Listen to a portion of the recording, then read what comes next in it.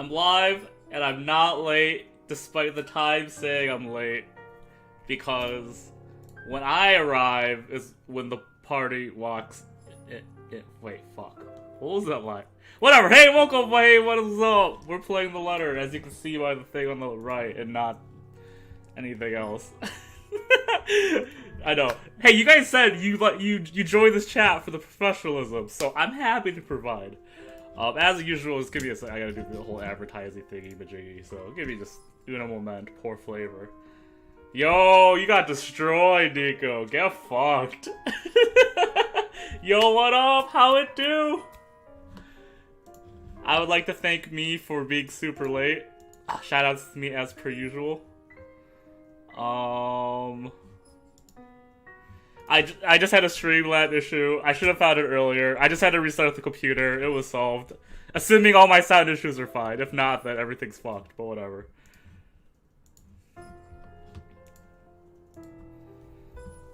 Oh yeah, once again, you guys are the one who joined for my professionalism, so is it really anyone's fault but you guys? I learned it from you guys. I learned it from you. Let me just do the whole advertising thing, and then we'll be good to go. Oh, they're pretty crisp. I'll show you pretty crisp, baby. Oh, fuck, share, first,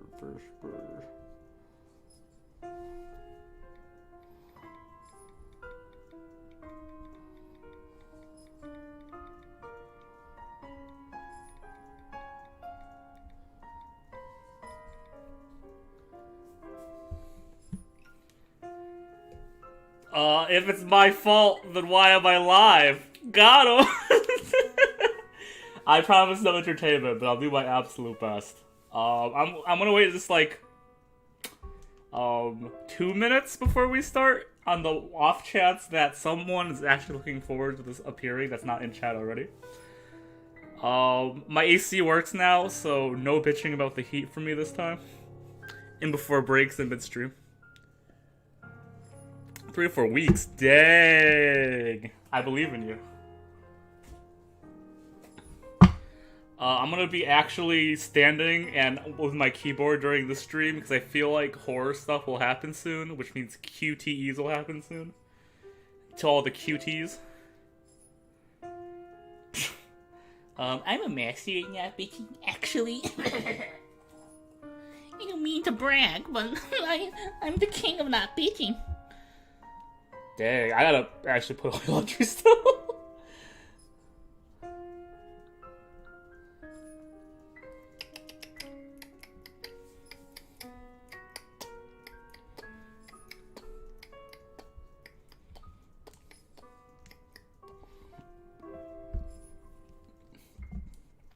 Cool. Cool. Okay, 40. Let's do it. Let's check this out before we start. So, quick gossip between me and the boys, aka you guys, the boys. We played Isabella. I think she's fine pro tag. I'm just talking about characters before we start. First impressions, you know how it is. Obviously, everything's blind. If any time we fuck up, it's because of you guys and not me. Great. Established. Okay. Isabella, she's cool. I like her as a pro tag. I don't think we play many Hispanic pro tags. I could be wrong on that. Especially not in horror games, I'll tell you that. Just in games in general, though. Hannah, no opinion. She appeared for like 4 seconds. She was a bitch those 4 seconds. Zach's cool. I think we all agree this is a good pick. She's my wife. I'm so sad she's below the threshold by quite a margin. I'm hoping to redeem myself there. Rebecca, I really don't like her, but you know, it's first and early impressions. She can grow on me. I don't fucking know. Ashton, he's Asian. I have to naturally like him. Everyone else hates him. That's fine. And Luke, he's the best character. Obviously, everyone loves him. We're all big Luke fans. 10 out of 10. Luke's the man. Okay, great. Glad I got. We're all unanimous in these opinions, obviously. So I won't. You know, there's no reason to discuss them. But Ashton, is she Filipino? I thought she was Hispanic. I could be wrong on that. Let me check. It's been a hot minute. So Uh, she is Filipino. My highest apologies. You're absolutely correct. Good memory, by the way. 100%.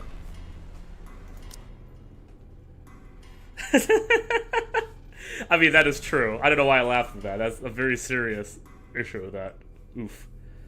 But yes, she is Filipino, not Hispanic. Apologies. I should memorize these things. Actually, do we have anyone else's backlog at this point? Oops, not backlog. Journal, whatever. Profile. I don't think they are, but maybe they are. I would assume not, because the Philippines is really not in that area, if I know correctly. IDK? I'll be super racist and just say, I just saw Roman Catholic and I just assumed she was Hispanic real quickly from memory's sake. Because it's been a week. So, I remember she was Roman Catholic for whatever fucking reason, so. I mean, there's also that too. Yeah. Anyways. Grasping. Pulling. Engulfing me. The ground caves in without warning I'm falling. My eyes snap open. Her room is a mess. And this is coming from me, whose room was a mess. And is really still a mess, but okay, let's see. Us, blah, blah, blah, blah, blah. I assume this is family. It's 5 a.m. That's scary by itself. Or p.m. Less scary. It's actually probably p.m. because... Actually, no, it probably shouldn't be p.m. because we just went to bed, right? Unless another day passed. Do people put post-its on their laptops? I never got into that phase, but whatever.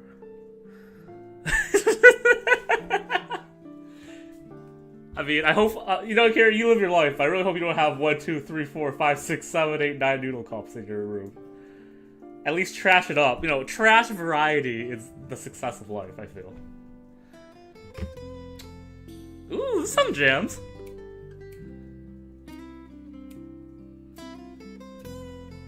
I'm bopping. I realize no one can see me bopping. That's fair.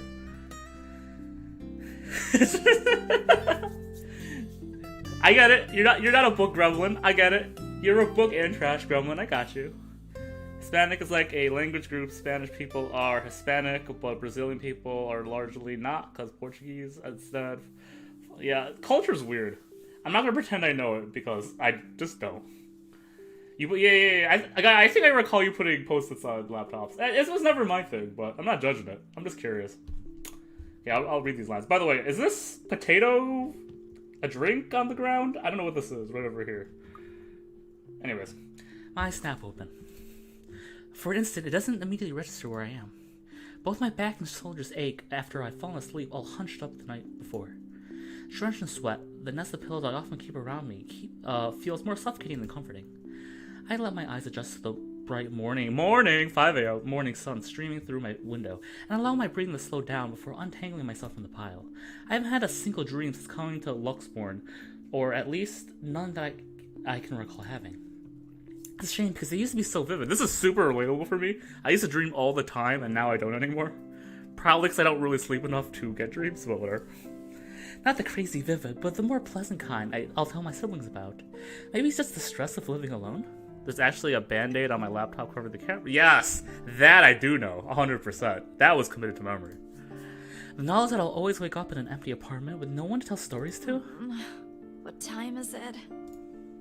Habit forces me to look over at the clock, even with the soreness weighing heavily on my shoulders, and compulsion to never leave my bed for the day. Once again, let me know if sound is weird. It's hard to adjust, so, bear with me, please. In a heartbeat, I'm up. Oh man, of all the times to oversleep. Towel? Where's my towel? This is oversleep. Admittedly, it's a weekend, and as an unspoken rule, that entitles me to extra hours of sleep. But if Rose didn't kill me yesterday, she sure as hell will now. And right after what happened, oh lord, one box of donuts as peace offer won't be enough the second time around. Oh, it's the phone. I thought it was a sound. Grabbing my towel, I've already a few short steps away from the bathroom when a muffled ringing breaks out from my bag. There's a moment of indecision at first. My mind reflected whether I should just ignore it or answer it. But what if it's Rose? Or worse, our boss? Sheesh. In the end, the rational part of my brain wins out. Sounds good for now. Well, once again, let me know if not. I'm sure there'll be more screaming this session, hopefully, fingers crossed, so that will be the big indicator. The letter from yesterday peeks out when I pull out the device out.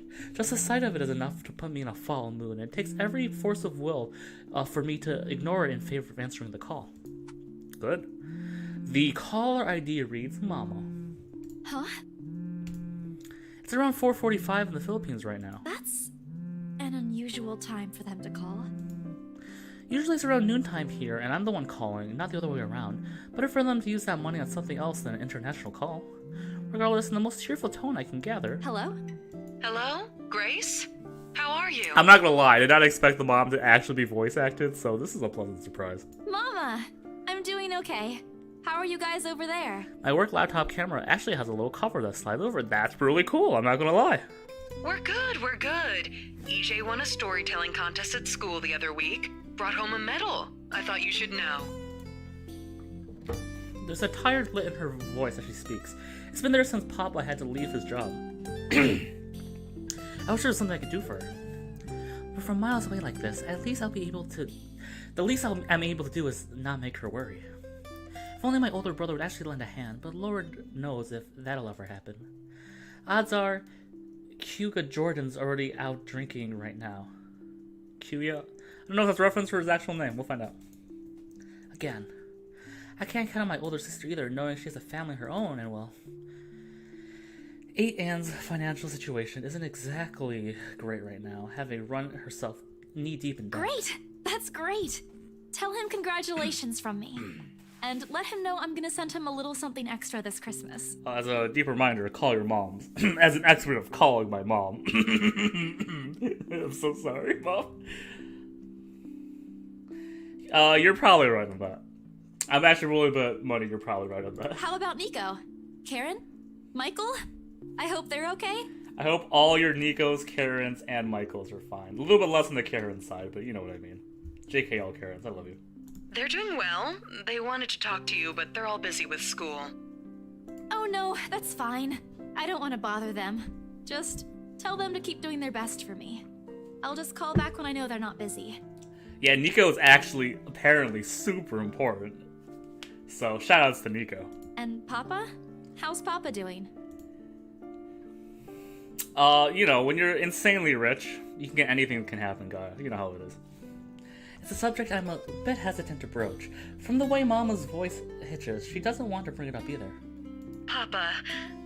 Grace, he's having a little difficulty right now. Weak appetite, he's having trouble swallowing, and lost a few pounds, but the doctor said we should keep encouraging him. It just means his body's accepting his new treatment well. The money you sent last time helped a lot to pay for it, by the way. Oh, I see. That's good. I won't deny that life has gotten tougher for her family. It used to be easy back when Papa was in good shape. But ever since he was diagnosed with the sickness 5 years ago, he was unable to provide for us. Yeah, that is quite rough. Now the burden of feeding 8 mouths and settling Papa's bills all rests on my shoulders.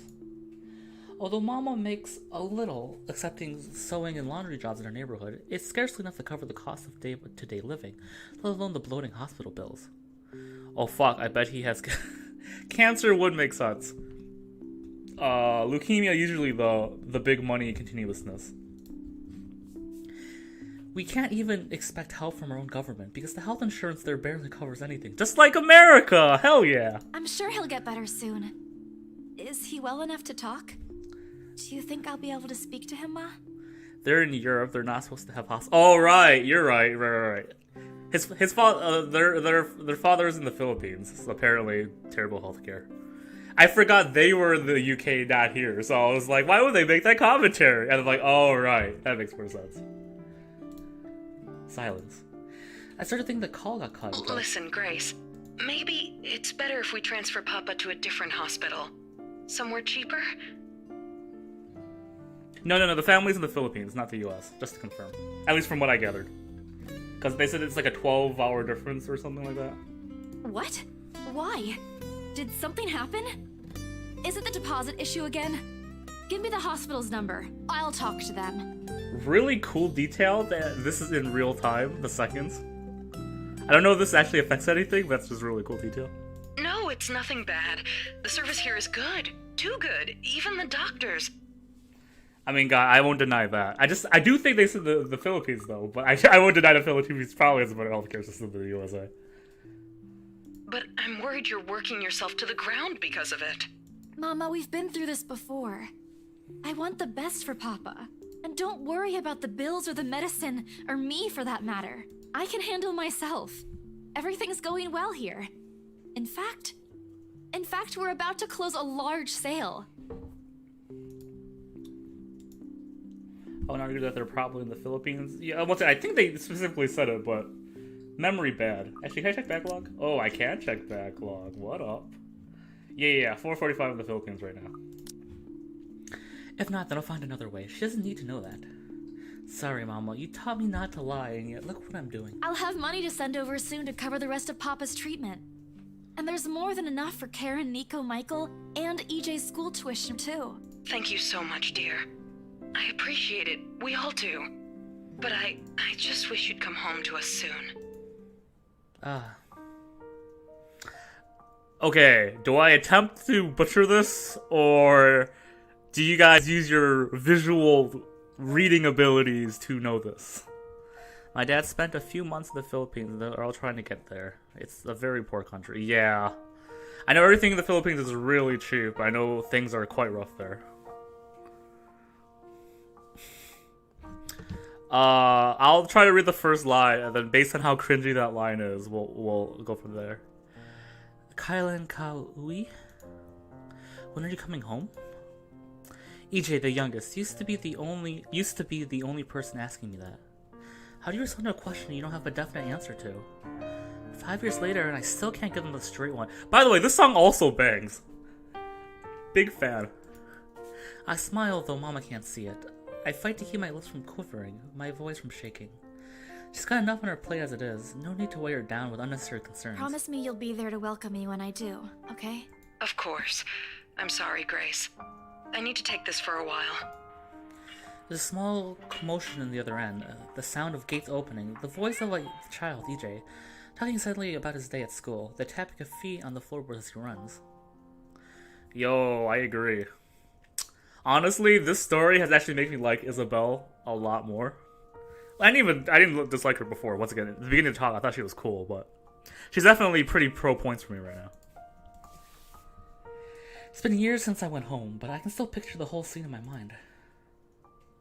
I just put that check. Oh, fair enough.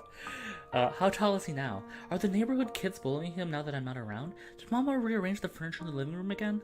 What are they having for dinner today? I miss them. I miss them so much. Yeah, she's cool. I just don't like her bitch. Yo, me and some other friends, am I right? It's okay, Ma. I need to go too. I've got work today. I'll call again soon, alright? On a Saturday? Oh, never mind. Take care of yourself, dear. I love you. I love you. Bye. It ends with a soft click, leaving half-truths and empty promises hanging in the air. Closing my eyes for a moment, I take a deep breath and shake away the thoughts beginning to swim inside my head. It's pointless to mull over these things right now. Okay, Isabella. Time to get that mansion sold. Let's get that mansion, boys. Unfortunately, before getting a single step from my phone, it rings again. No doubt Mom forgot to say Mama? something. Did you forget anything? Oh, awkward. Excuse you? I'm too young to be your mom. Are you still sleeping? Hold on, never mind that. Get yourself in the office. Hurry! Office? What about the open house? Oh no. Is it Sir John? Did he hear about yesterday? Am I in trouble? Oh god, oh god, oh god! I'm gonna get yelled at, aren't I? What do I do? I'll buy you an extra box of donuts if... No, it's nothing like that. Will you calm down? Get yourself here, alright? I'll tell you everything then. It's not Weeby because, hold on, I can save this. It's not Weeby because... Oh, fuck.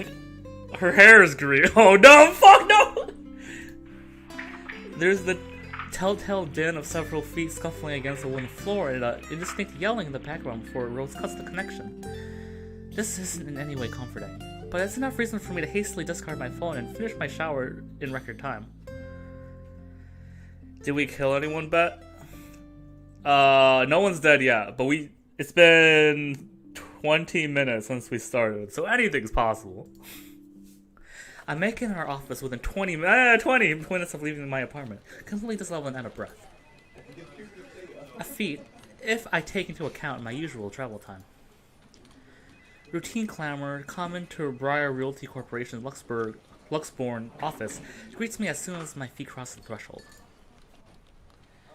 Yeah, once again, I don't actually expect to get a route where everyone lives in my first try, I'll be completely honest.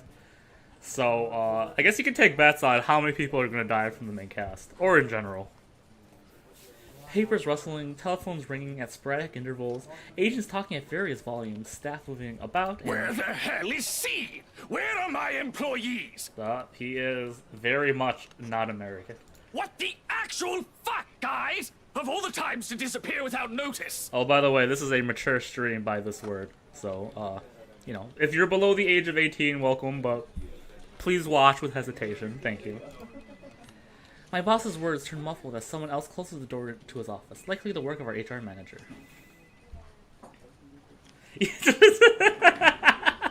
You're right, Carrie. I 100% agree.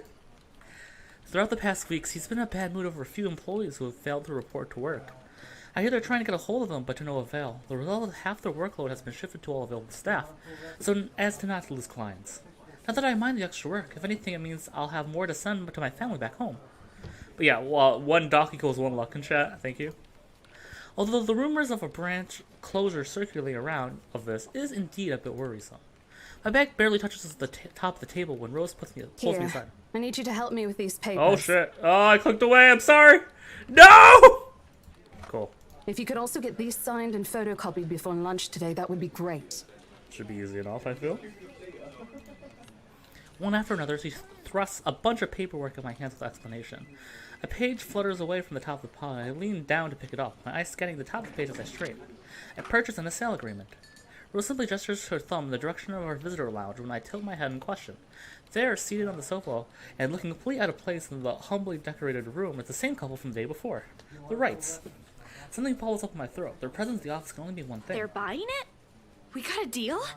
Josh clicking for the... Oh, yeah. Y'all do it again? Oh, I didn't think I'd actually do it again. Holy fuck. Well, you know, while I'm distracted, I legally have to, there. While I'm distracted. Okay, sorry. Back to game. Oh, fuck! Fucking back to game. She sat in my hands tugging on her sleeve, although her eyes are alit with something akin to joy. She wants the sale to happen as much as I do, and now that it's here, the deal needs to be closed yet. The documents need to be signed, but the elation is there. Although with a foreboding feeling I can't... I had to do a little damage control, but they're already interested in acquiring the property, even before they attended the open house. I mean, isn't it obvious? They already hired an interior designer. I've never seen a buyer as aggressive as Madame Wright. She didn't even try to negotiate a lower rate. One at a time, Rose. I can't process everything you're saying at once. What do you mean? They're paying 15% higher than the listing price, as long as we get the paperwork done as soon as possible. I think if we allow it, they'll be paying up front, too. Even with that urban legend? Oh, she actually nodded. Holy fuck. Oh. I was so sure we lost the sale after yesterday. Don't look so surprised. We still have to conduct some last few checks before we completely hand it over to them. Please.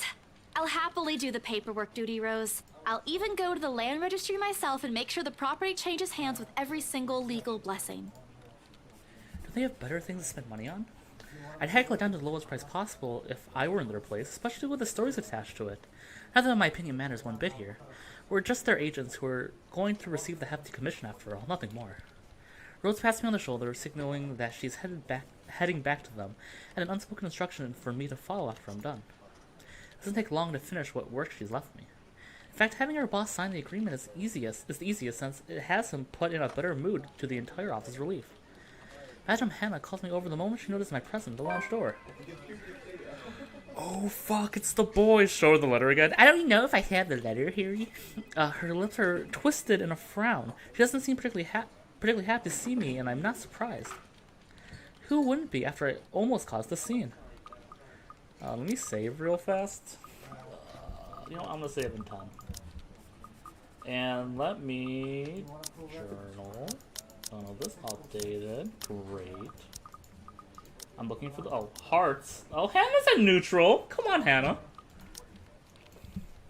Mr. Wright, however. Why, if it isn't the little Lily? I trust you're feeling well now. It's Isabella, sir. Not Lily. I appreciate your concern. I'm feeling better now. I don't know. He remembered her names perfectly. Why would you ever want such aggression toward him? I really don't understand why they can't get my name right. It's a fairly common name. It shouldn't be too hard to remember. Regardless, I hand him their copy of the I agreement. believe I can take that. Thank you very much. With how elegantly she plucks the paper out of my hands, it's easy to think that there isn't any trace of irritation in her. But it is there, radiating her stance in the way she's standing at a fair distance from her husband. Now the two look to be ignoring each other. Seeing this scene, it soon becomes clear to me that I'm not the only one who has put her in a bad mood. Did they fight? Most probably. I've seen it happen dozens of times with my previous clients. It's a shame, especially with their new mansion. I never did like it with my own mama and papa fight. I hope they'll make up soon. Apparently satisfied with what she's seen, Madame Hannah claps her hands together before extending it to us for a shake. Rose and I release the breath we've been holding, both of us more than happy to return the That gesture. settles it then? Are you really sure about this property, ma'am? We could easily find you a bigger one among our current listings. Something with a modern touch? Why would she say that in the sale? I'm an aggressive person. Yeah, you are an aggressive person. I mean, guy, no, you're not. Come on, get out of here. Something not haunted, perhaps? Rose shoots me a warning glance that clearly remembers, don't make a scene, we are almost there. Of course. Why wouldn't I be? The house is absolutely perfect, isn't it, darling? A helipad would still be a nice addition. Yes, well, we'll get there eventually, love. As I was saying, if your partner had the documents yesterday, we would have bought it right there immediately. Shame she didn't have it. Well, there's still a few necessary documents we need you to sign after, but we'll let you know once we have those finalized. We'll be handling the process for the rest, so don't worry about it, ma'am. Within a week, I hope. We still have a housewarming party to plan after all. You know how much thought should be put into those things. There are servants for that, darling. Isabel's too pure for this world. What's an elf voice? Guys, you don't understand. They're white and rich. How could you not like them? Love, servants or not, you're going to make people listen to your input nonetheless. No more than a week, ma'am. Barring unexpected delay, of course. I can't handle the vapid nature of these two. I love it. You can leave it to us. Excellent. Well then, I'll leave you two to it. It's been a pleasure doing business with you. Oh, and before we forget... She just really folds something into both our hands and winks, a finger raised to her lips demanding our silence. What happened the day before was quite unfortunate. But you did get us what we wanted in the end. That, at the very least, is commendable.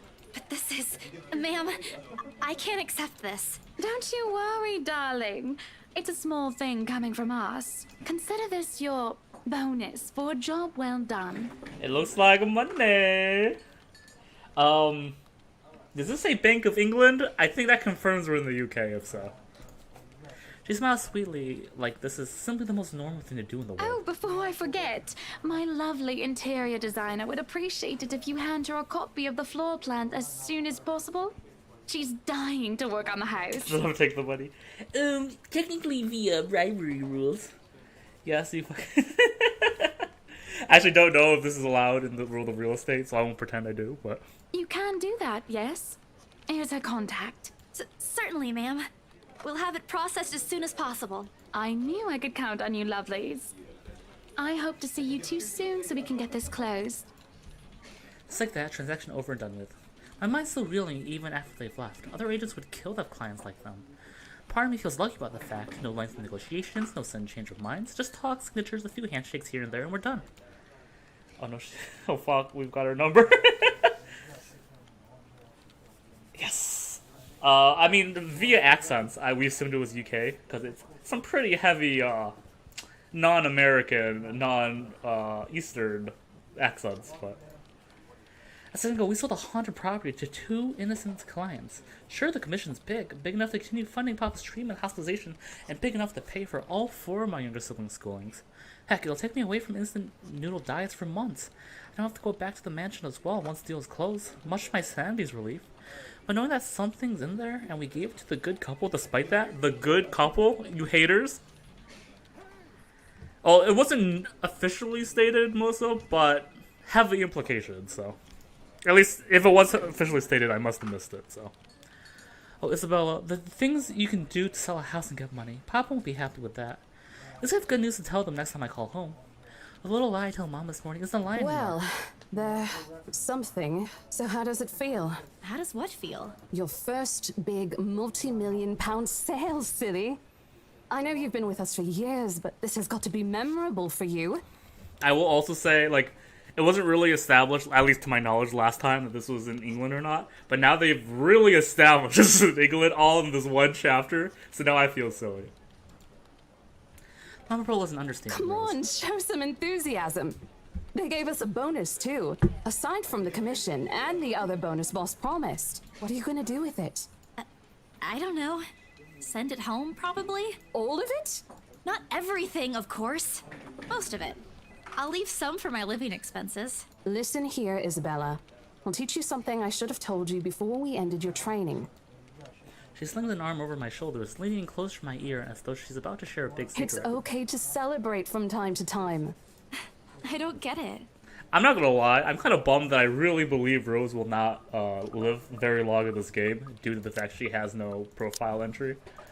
Because I kind of like her as a character from, like, the 2 interactions we've had with her. It's simple. Go out, do something for yourself. Throw a party and treat your friends to free food. Didn't you say the last one's some sort of tradition back at home for you? Hello, this is practically a done deal. Isn't throwing a party a bit excessive? Your call. I won't say no to an invitation, by the way, in case you really are planning to throw one. A few drinks would be nice too, thank you very much. I don't think my apartment's big enough for that. You could always move? Bloody hell, you're working in real estate. I get it's important to celebrate IDK if a dying parent takes... Yeah, you know. I get it, live your life. And living your life is cool, but... They're rich snobs and bought a haunted house. Yo, let them go. Hell yeah. I think I'll pass. That's too much of an unnecessary expense for me. But I did promise Becca free lunch in case the sale goes well. You go do that. Hold on a sec. She quickly removes herself from me to answer the phone on her desk. Her tone shifts from playful to professional in the span of a few seconds. Well, I don't think I like this character. Today? Not a problem, ma'am. I can bring you a copy of the contract if... Must be another client. Nothing surprising there. She's one of BRC's top agents, no matter how modest she appears. A saleswoman through and through. I, on the other hand, have very little knack for it. Of course, I learned eventually I had to. Yeah, yo, tell him, Melissa. But one else will, without a doubt, do a better job. Once, though, in a drunken stupor, I don't know why I said sprout, a Rose told me a story of what could have been. Years ago, wide-eyed, young, and brimming with yet to be fully fulfilled dreams and ambitions, she was a term or 2 away from a nursing degree. Out of curiosity, I never pressed on the matter further. Perhaps that's where the sense of fondness started. A small connection due to one similar experience in our respective lives, of goals we both let pass by because of circumstances. I'd be happy to discuss this over tea, ma'am. All right, I'll be there. Thank you. New client? Reassigned. Have you heard from Mark and all? Not since the first visit to the mansion. Oh, fuck! Why? No news from the HR yet? None at all. Boss thinks he ran away. I doubt it, though. He's too much of a wimp for that. There must be another reason. Who knows? Anyway, I've got to meet this one. I'll see you later. She throws a wave over her shoulder and she rushes out of the office. A lunchtime bell sounds shortly after, followed by the chatter of fellow agents also heading out for a much-needed break. Ordinarily, there's no need for me to go out, but oversleeping didn't allow me the luxury of packing my own lunch today. If one considers taking an instant noodle cup from my pantry packing your lunch. Trying to make good on the promise I made to Becca, I suppose? Maybe invite Zach and Ash too? In the end, only Becca and Zach could come. Ash, on the other hand, couldn't be reached. All my calls went straight to his voicemail. He's at it again, right here today, gone the next day. Oh well, his loss. Wait, who is missing? A guy we've never met. What's his name? Mark. Never met him. He's an agent who apparently worked on the mansion originally and has disappeared. So, probably fine. Probably living his best life. You know how it is. I did not read that line either, so I'll do that. Quite a little old-fashioned, though. He looks up. Oh, that's the next line number. We all agreed to meet at a nearby cafe, the same one I frequent with Becca, because it's cheap and they give away free bread around closing time. Quaint, a little old-fashioned, though. Looks a wee bit out of place amongst the city's tall buildings, but we love it all the same. Does the song jam? Let's give it a listen.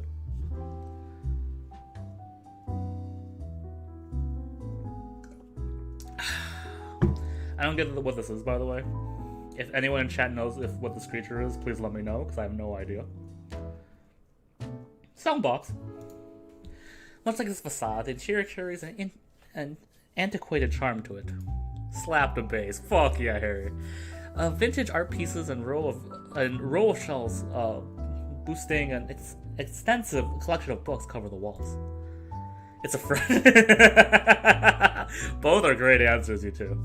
It would have been nice to hang out here for hours on end, but even on a weekend, the place is packed with people. Very packed, as you see. Thankfully, Becca and Zach have already found seats and are engaged in some casual chatter when I arrive. It's strange seeing the two of them without Ash accompanying the other. They've never been particularly close. Sure, they talk when they meet, laugh at times when there's something funny, but there's distance, the kind born purely out of differing interests. That or Zach's simply afraid of Becca. It's not impossible, and I won't blame him if he is. He may be the tallest of the group, but everyone knows that he's nothing against Becca's temper. Even I am a little scared of her. Zach! Becca! Well, you seem to be in a better mood today. What happened? I know that smile, Belle. Come on, still. Oh, I gotta check something. I know, a lot of breaks, blah, blah, blah. What day is it today? 16? Oh, 21. What updated? Okay, whatever. Don't rush me. Let's order food first, okay? A waitress comes by to take our order. On a normal day, me and Becca will order a hearty serving of special vegetarian stewvies. Zach takes anything with a good helping of meat, sausages, or potatoes in it. That's why Zach's the man right there. Hell yeah. But today's a good day. Great even. It's not wrong to indulge a little, right? Today's special. For the three of us. Even the person jotting down our order looks surprised at today's meal choice. She rates it nevertheless and leaves without a comment. Becca furrows her eyebrows, her mouth halfway open, and ready to let loose what's likely a string of reprimands. Don't worry. It's my treat. The glare sent my way reminds me of the one I received from Mama when I punched a kid bullying my younger brother 18 years ago. Naturally, I never did again after she made me apologize the next day, but Becca's far from being my mom. A small sheepish grin is enough to turn that frown into a defeated sigh. Food rise at the sight of a funny story from Zach, putting the rest of the conversation on hold as we are each served our order. There isn't anything fancy. Pan-roasted sea bass with citrus-dressed asparagus and a portion of mashed potatoes on the side, or at least that's what the daily special board says. I fucks with it. It looks a little small, but I fucks with it. I have to pay attention to whatever I came here, since they priced whatever is written way above what I'm willing to spend on food on a single day. Oh, good. I'm so hungry, I think I'm dying. Those are vegetables. You're always hungry. Hey, not all the time. Let me guess. You skipped breakfast again. Not on purpose. I may have overslept by a few seconds today. Nope, few seconds, we got him. Right then. Stop stalling, Isabella. What's this about? Damn. Let us say it, Rebecca. She wouldn't be inviting us out if it wasn't worth hearing out. Well, we're waiting. I'm treating you guys to a once-in-a-century thing. An expectant grin breaks out of my face, except I'm sorry, say that again. And this is important because... Becca only raises an eyebrow at me, while Zach appears like he can get the punchline to another lame joke Ash made, and is desperately searching for someone to explain it. Oh, bummer. Should I rephrase it? Ooh. I know what I want to say, but I'll let you guys also have a decision.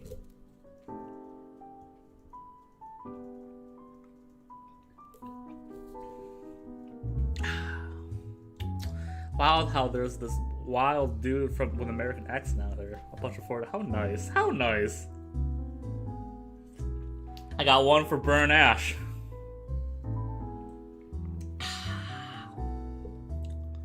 Why burn Ash? He's his best friend. We are burning currently, Harry. Okay, I got 1 for burn Ash. I got 2 for burn Ash. I got, oh fuck, it's split! Oh shit! It's split! I'm not gonna lie, buddy pals.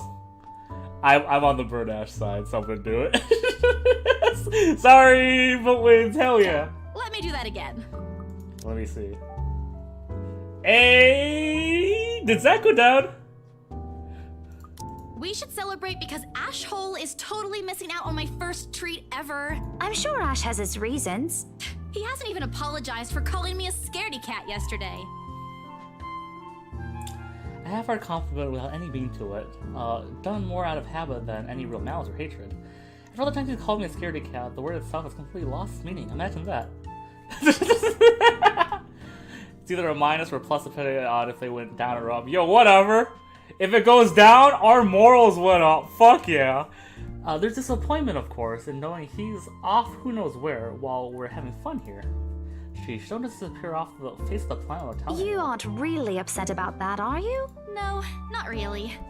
But it's his loss for missing this once-in-a-century event. He did seem to be in a hurry when we parted last night after the movie. Said he got a big lead on his case. Oh, yeah, he mentioned that. But you know how he is about his work. Everything except his unholy love for bad puns is a secret. He never mentioned those to me. Oh, fuck! I ain't surprised. He's more tight-lipped with this one. Something about it being bigger than what they usually let him handle. Don't worry, Becca. I'll make him talk. I don't think he's dead. Once again, I feel like everyone in this journal thing is gonna live at least until like the next chapter. It's not necessary.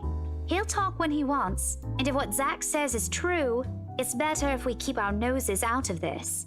His job isn't exactly a walk in the park. We'll only get in the way if we pester him about it.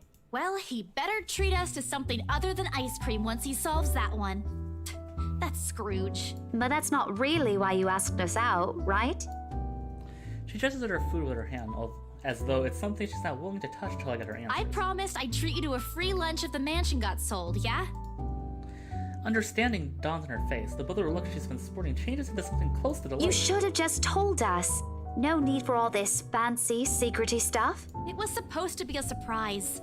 I made a promise, didn't I? Yo, yeah, Becca's gotta calm down. I wasn't expecting you'd really do it. Well, it's already here. If you don't want to eat it, I'll just... I begin to gather the place to the side, the food in each still untouched. A laugh almost escapes my mouth the way Zack's expression clearly changes to disappointment. Becca's hand interrupts me just as I'm about to pull her place closer to me. No. Please, leave it, ma'am. We're simply humbled by your utmost generosity, considering you're as much of a Scrooge as Ashton. Don't compare me to him. He's the one who looks like he's about to have an episode whenever he has to spend more than £5. £5, baby. I honestly wish there's a way for you to see the look on your face when you haggle. Remind me to record it once. I think it's something like this. She puffs her cheeks and furrows her brow in imitation of how I supposedly appear. I don't look like that at all. This is not going well.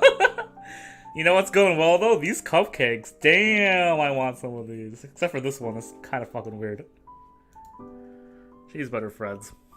Agreed. Do I? She drops the act at the flat look I shoot her. Her laughter dies, but the playful gleam in her eyes remains. This means you're gonna be okay now, yeah? For a while. It just means we won't have to worry about paying for the treatment and the bills. But that's all that matters, right? I mean, we're not yet sure if the new medication will produce better results, but Mama and the doctor said Papa's responding well to the treatment. That's one reason to be hopeful.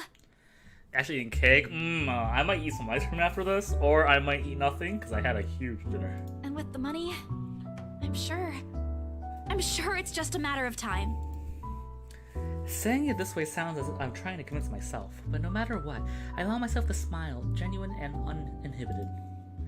It's strange hearing about this with other people. Strange talking about this with other people. I don't know why I read that wrong. Even those who've known you long enough. But today, things simply feel a whole lot lighter with them here. Lunch passes in an enjoyable fashion. A laugh here, a playful jab there, but most of it's spent on catching up and telling stories about whatever's keeping us busy these days.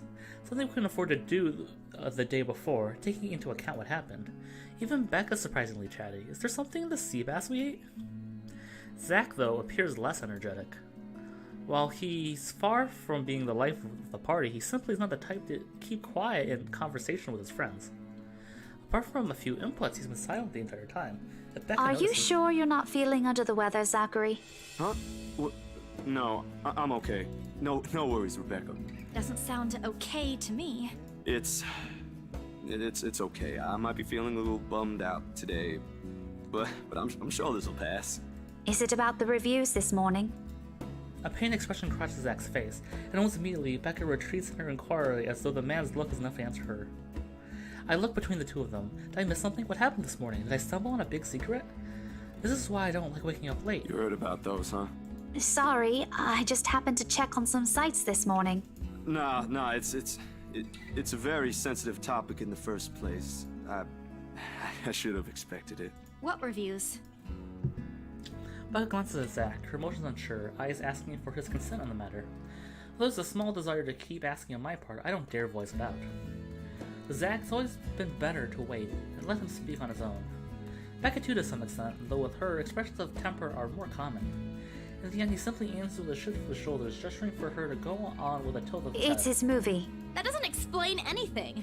Stop dangling the information, Becca. This is a fucking huge jump. It's a fucking huge ass jump. Like I get it, but like it's like saying like, what's wrong? Oh, you know, my day. Well, shut the fuck up. Tell me about your day. Like, damn. Zachary, I'm not the one supposed to be telling her about this. It's still your documentary. Is it something bad? Not bad per se. You guys don't need to dwell on it much. Bad? Listen here. I wouldn't trivialize what those bowheads wrote if I were you. They're ruining other people's jobs. From how her tone rises in anger, it seems like she's the one slighted, not Zach.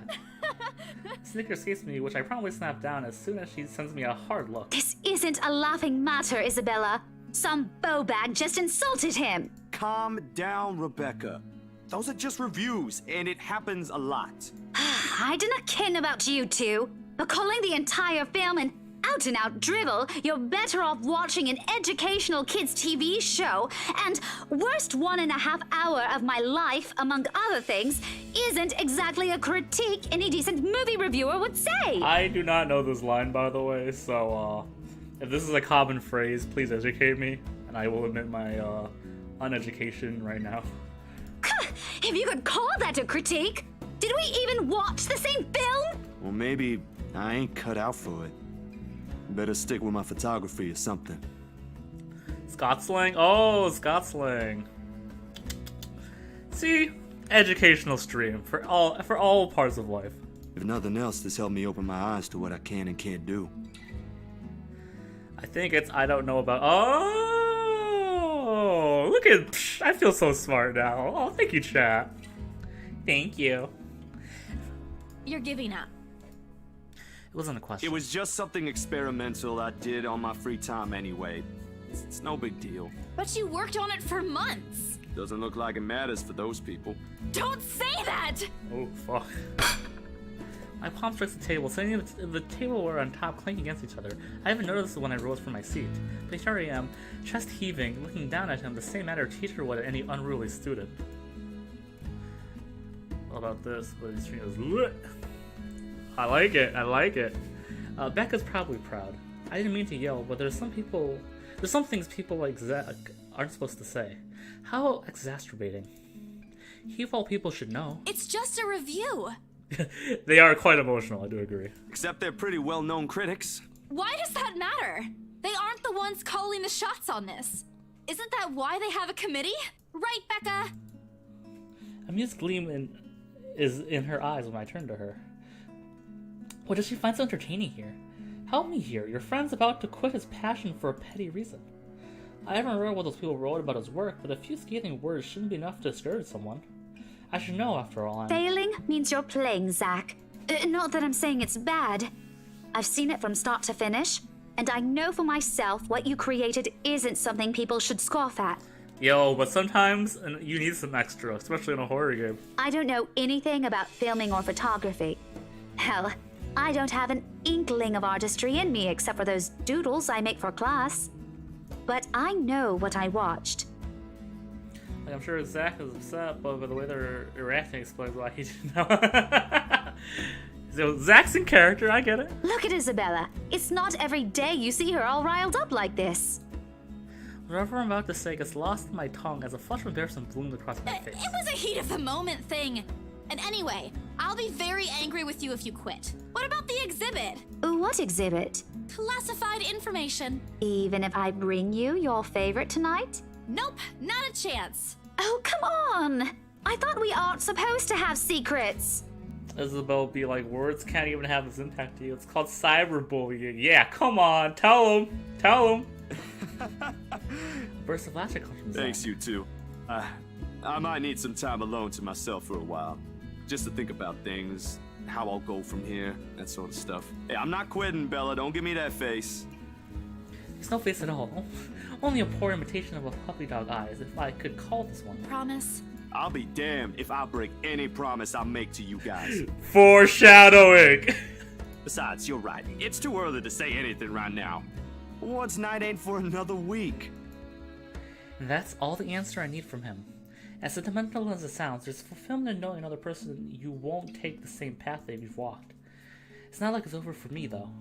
I still have time. I could still come back. Do my own thing. Do what I really want to do. Surely once Papa recovers, once I'm done with everything. Inside my bag, my phone buzzes unexpectedly, breaking the pleasant afternoon lull. The screen shows Rose. Hey, Isabel. You at the office? Ha ha. Very funny, Rose. I'm hanging up. Don't, I'm kidding. BRC says the floor plan copies are ready for Miss McCullough to pick up. She states that as if it already explains everything. Then out of the blue, she launches a long rant about the awful state of Luxborn streets. All of which she says in a single breath I could barely keep up and make out in a single word. I stay quiet, if only to avoid becoming the next object of her frustration. She's similar to Becca in that regard. I'm stuck in horrendous traffic right now. Bloody stupid drivers. When she finally runs out of things to complain about, she stops. What she says next still has none of what I'm hoping to hear from her. Just a quick moment plea for me to meet the right interior designer in her stead and... Anyway, I'll leave it to you. Bye. Thanks. Classic Rose. She ends the call without even asking for my input. Ooh. Timeline. What up? Treated her friends to lunch. Cool. The sky is cloudless, and the noontime sun is beating down on the hard concrete when we leave the cafe. It's far from unbearable, but it's probably to put most people in a fickle mood or make them vulnerable to catching something. No wonder we have staff members going AWOL lately, not to mention my boss's mercurial moods. I can't believe I'm saying this, but I want our usual cloudy weather back. Ugh, this is very unrelatable. For all the gripes about unpredictable weather, though, the streets of Luxborn remain constantly busy.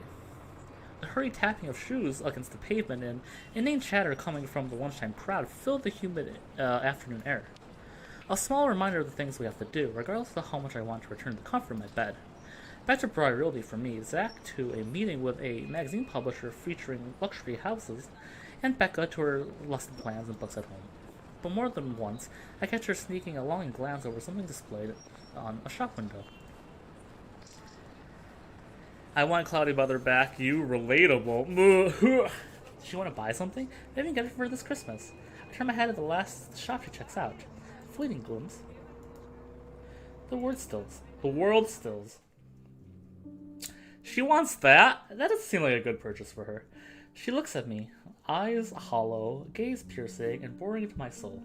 My very soul, like a set of chains to keep my whole body still. There's no shadows or whispers this time. Only a plea. A hum, low and indistinct, compelling me, beckoning me, intent on dragging me into the void beyond the glass.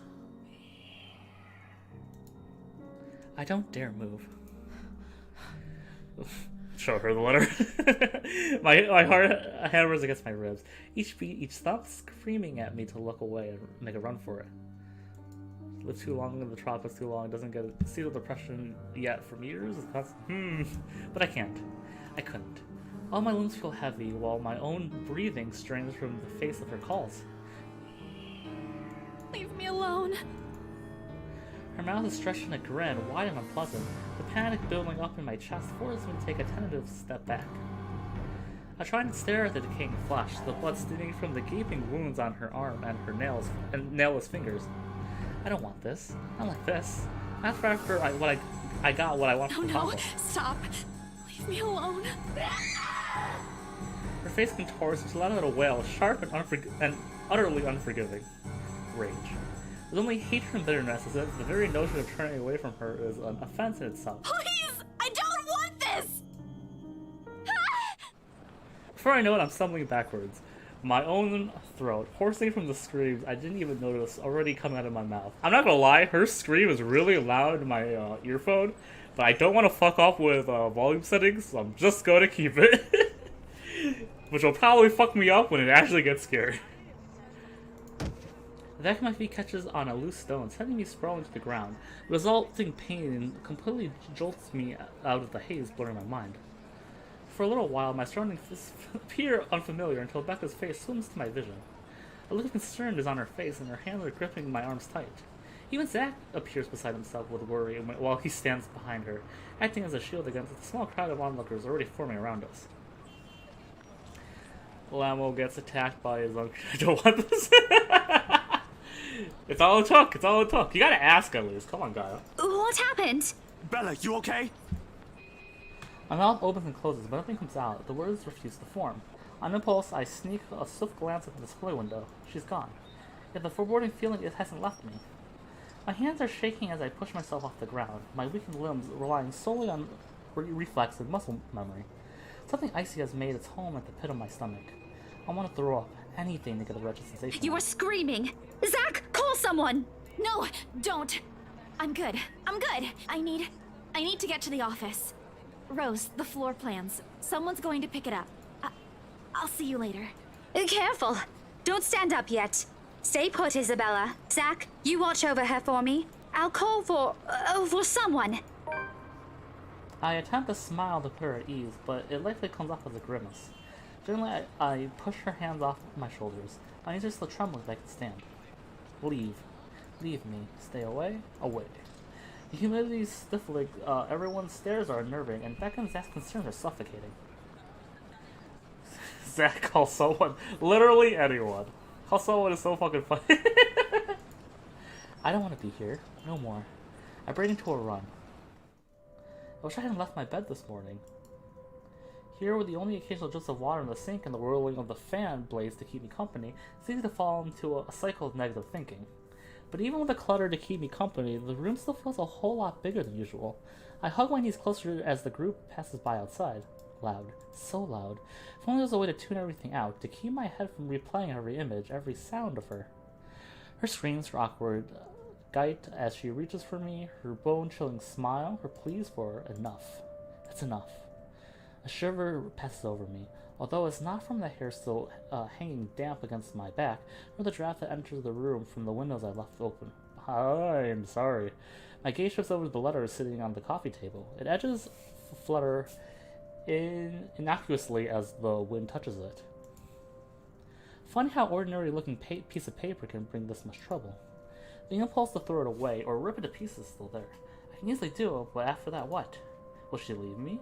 What about those people who have already seen it? Will they be okay? They certainly gnaw at me. The uncertainty gnaws at me. Sorry, I should probably read the line. Even if she's real, I might go after the people I care about. I just wish someone would listen. Believe me. Oh shit. Oh, story update. Never mind. Oh, I didn't read that line. 1 second. The rough break and silence nearly makes me jump out of my skin. Blindly, I fish out my pocket from under the mess of papers and cushions where I've carelessly thrown it before taking a shower hours ago. Why should she have it out of nowhere where she can see? I have that shit tucked away far from my bed. Yeah. I would have definitely, if I still had it, put it in some drawer far away from me. Zack's name flashes brightly on the screen. Is he calling for this afternoon? Frankly, this is the last thing I want to discuss, but... Oh, it's a choice! It's a choice! It's a choice!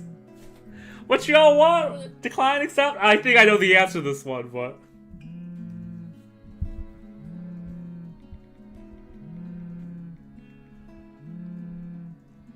What you all? Do I take the call? Do I not? I know what y'all want, but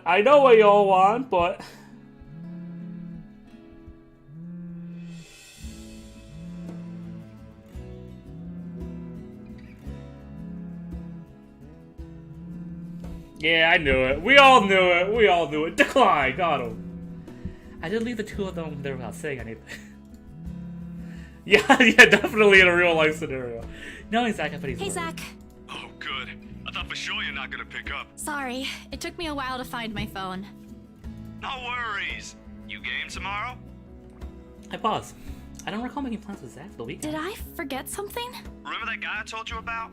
Back in the movies? The, priest? For the blessing? Does it ring a bell? Oh, right. I did say that, but I didn't think he'd actually go through the trouble, especially after what happened with this film. Sometimes I forget how kind Zach can be. Yeah, I remember. Is he fine with it? My friend doesn't mind. We're lucky he's not busy. So, tomorrow, he'll meet us at the mansion. Okay.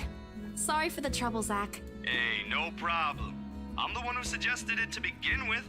And, well, this afternoon you did surprise us. Never seen you scream like that. You scared the hell out of Rebecca. I guess I owe you a lot for this, huh? Nah, we're cool. You had us worried, but I know you'll tell us about it eventually.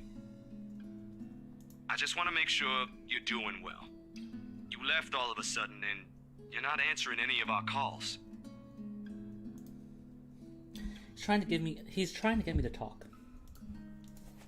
Normally I tell him I'm fine, say a few simple reassurances to put their minds at ease. No, nothing will form. I can't bring myself to say anything. He seems to have sensed my hesitation because he immediately changes the subject. Anyway, I gotta go. I left something on the stove before making this call. I answered this call. Just soup. But it'd be embarrassing if I burnt soup. I doubt it. Ashton, on the other hand... Oh, remind me to tell you about what he did with the pressure cooker next time. That was a greatly addressed line, by the way. Good job to Zach's voice actor. Oh, damn, it overflowed! Really need to get going. Bye, Bella. He hangs up before I can thank him. The busy tone, though muffled, echoes through the receiver. No one is saying this would work. Even I am doubtful it will. But right now, I'll take anything. Anything to get out of this nightmare. Jim, it's a Sierra game. It's called Leisure Shoot Letter. You're gonna love it. Just stay around. Wink, blink, all that thing. I love Zach. He's cool. Sleep comes easier tonight, and for the first time in a long time, I dream of clear skies, of unrestrained laughter from children playing in the streets, and of a small, cramped dwelling. To an outsider, the sight does not paint a pretty picture. So, see? I play Sierra games for you. My Twitch handle, by the way, if you guys don't know, is Sierra Rocks. Great company. However, this is home to me. Ooh, new day! New day! Morning dawns bright and clear the following day. Although the air still feels a little muggy and I miss the chilly autumn weather, it's one of those rare weekends when I'm up even before my alarm rings. Right, scared. That's me. The most horrifying thing so far has been Ash's ringtone to me. If it wasn't for Zach's call last night, I'd probably sleep in. When 9 a.m. rolls around, I'm already in my way to the Ermagerd mansion. So, it's been, they're the same to me sometimes, I totally forget exactly what my name is, so thank you for the reminder. I don't have to anymore. Rose happily gives me paperwork duty when I volunteered. We're on the last phase of the sale, too. Almost. Papers to sign, documents to finalize, various other, legalities to settle with the current owner, all that still. I'm not gonna lie, obviously this is a visual novel, so I should have expected this, but I am reading way more than I expected to. I don't know why I did not expect this. Never mind that its new owners want everything done within a week, when the typical process takes more than that. Then when it's done, we'll get it done. I really don't understand rich people. Same. But money can do wonders. I won't be surprised if they're able to push the process with it a little more, like they did to secure the house. The point is I'm under no obligation to return the house anymore. It's a reading game. No, it's a horror game. Did someone lie to me? Running's an option, of course. I could now move to another property and fit everything. For at the end of the day, it's always my consciousness that wins. What if something happens to those who have seen the letter? Is Ash, Zach, Becca, Miss McCullough? Miss McCullough? I can't. I forgot. I knew at one point, but I forgot. The rights. At least there's voice acting, because otherwise it'd be like you were doing one of the across the street. So like, then I have to do accents. It'd be a mess. So I am very grateful. It's probably why I'll never stream Umawari or whatever it's fucking called. That's not Umawari. Yumineko? Whatever, you know what I'm talking about. The guilt will follow me to my grave. The mansion looms as we approach. Whispers welcome me back. Shadows calling. I hope this is the last time. The air I don't know why I did not... Yumineko, thank you. I don't know why, but this priest did not look... I thought he was gonna be like fucking some old-ass, like, 90-year-old looking white man, but this is fine too. They engaged in quiet conversation when I found them in the mansion's front gardens. But even with the familiar company, it's possible to feel at ease here. No matter who I'm with, the feeling of being watched is there. Like the very place itself is aware of its trespassers. Yeah, this priest looks like he plays D&D like in the fucking every Sunday, which is fine, but definitely not what you think from a priest. Second, the hand doesn't seem to notice, or he simply doesn't care. He's already used to it. I could never tell with him. Sometimes he's almost as hard to read as Ash. Almost. At least Zach doesn't ask for as much patience as dealing with Ash does, and that's saying plenty about him. They're all priests. Will they play cleric? Sorry. Please don't leave. Show them the letter. Miracles and miracles, how the two have ended up the best of friends. He leads at me as I approach. True to promise, Zach has brought his friend with him. Father Norman. Somehow I expected him to be alone. It's not just me. My mind went young man like, wait, young man, there's no need to feel down. I started to look older. Oh, don't be surprised. They say people who have found their calling are getting younger these days. Breach. Sorry, Father. I didn't mean to say that out loud. No offense taken, though I admit I'm a bit surprised. I didn't think someone would ask this house to be blessed after all these years. You've heard of it, Father? In passing. The occasional rumors and talk by the locals, nothing new. You don't spend years serving the church here without hearing a random hearsay here and there. Okay, all the men in my chat are banned. Goodbye. Thank you for coming. If you are of not the male gender, you are permitted to stay. But sorry, males. It's been nice knowing you. Goodbye. You never mentioned what you thought of those, Father. Ah, but he who goes down to the grave does not come up. He shall never return to his house, nor shall his place know him any more. But what I saw... Sorry, I know this is not a laughing scene right now, but damn you guys. May not be what you think. It depends entirely on what you mean by it. Yo, I'll ban myself. About spirit beings, angels, demons, then yes. Yo, fuck me. Get me out of here. Are we talking about the spirits of people who have departed? The word makes it clear that once the deceased has left us, they are gone. But of course, I didn't come here to bore you with a lecture. Jim, I'm actually really scared about this story, and I feel like you told me at one point in my life, but I don't remember it all. No, it was enlightening, Father. Thank you. Just remember that a god who loves his children would never let them linger once the time comes. That's what my papa often tells me. Your father must be a good man. He raised you well, no doubt. This is a Christian stream, by the way. Well then, shall we? Regardless of what it is, I'm sure the mansion's new owners would appreciate such sincere intentions. From a stranger, no less. He lets Zach and I walk ahead. A relief. This way he won't see how tightly I'm clutching the straps of my back. Father Norman's probably trying to put me at ease. Like, Jim, I'm nearly positive you told me this story, but the foolishness in me has not committed to memory. I guess God is Dang, everyone's leaving except for us non-male Christian horror lovers? I don't fucking know. I'm running out of things to describe this chat. Father Norm is probably putting my ease, but the worry, the cold, relentless, foreboding feeling has firmly lodged itself in my stomach, making its presence known with every step we take towards the house. Hey, you okay? Because of what JC's. I know my answer 100%, but I'm curious if chat's opinions align with mine, so I'll wait a few seconds. Shout outs to Atua. The real guys was Tanko's abs. Preach.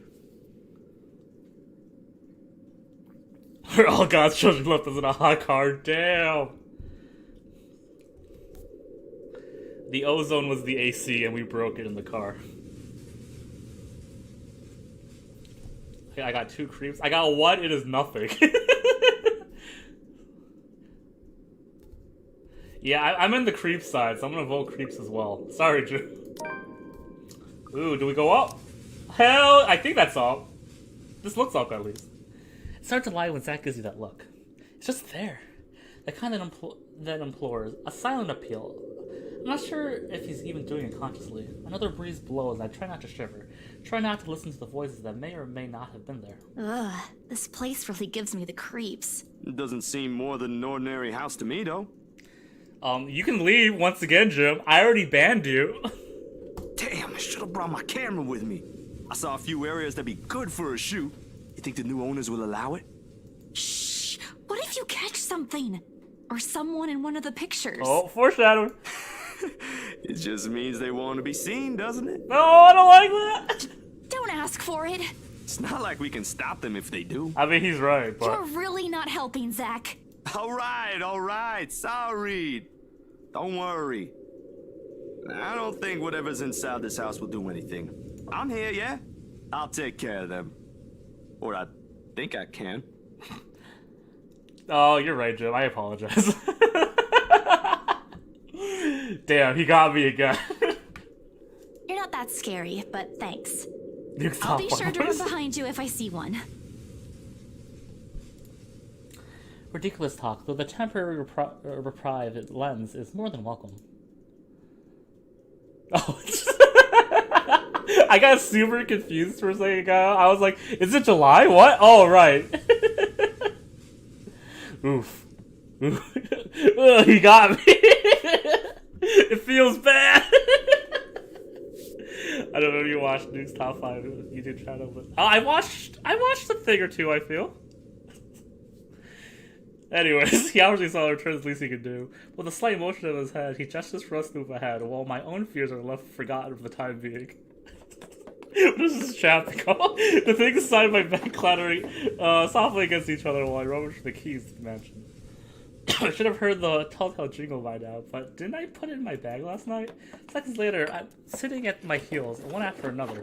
I'm taking out everything from every pocket, every slip. Be a pain to put everything back later, but I'm sure it's just under these. Nothing. Oh man, of all times. Is something the matter? No, I'm sorry, Father. I think I left the key. No use coming up with excuses. And right after they've taken the time to get this far away from the city.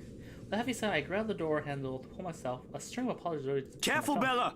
We've spoken with the current owners. Well, technically, you're not yet the owners, but... I think that's Rose? Yo, let me know. I'll check them out too. A brief moment of confusion, and then I'm falling. The momentum of the door swinging open pulls me back first in the mansion's foyer before I can make sense of what's happening. The momentum of the door swinging open pulls me back. Okay, that's English. Happy Ralph. Ow, ow, ow, my back. What the? Isabella? No time to nurse my bruised back or make up excuses because nothing I know, Zach's gently pulling me upright by my arm. This is like probably the worst case scenario, by the way. Rose looks down at me with a mixture of apprehension and something I can't quite place. I'd say it's relief, but... Sheesh, going good, Isabella. Right after you volunteered to work on those papers. Oh, fuck. Sitting behind her. Ma'am Hannah! Mr. Wright! Oh, Isabel. We always meet in the most interesting circumstances. A complete understatement, darling. What are they doing in my house? Oh, he said it! Oh, he said it!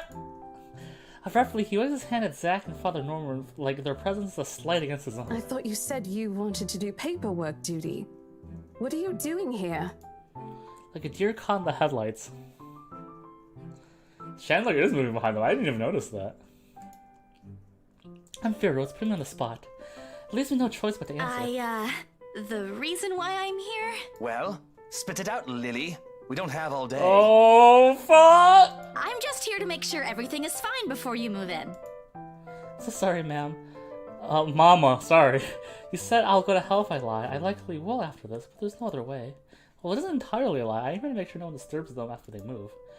It just so happens that I'm checking for and trying to drive away is the paranormal. Oh?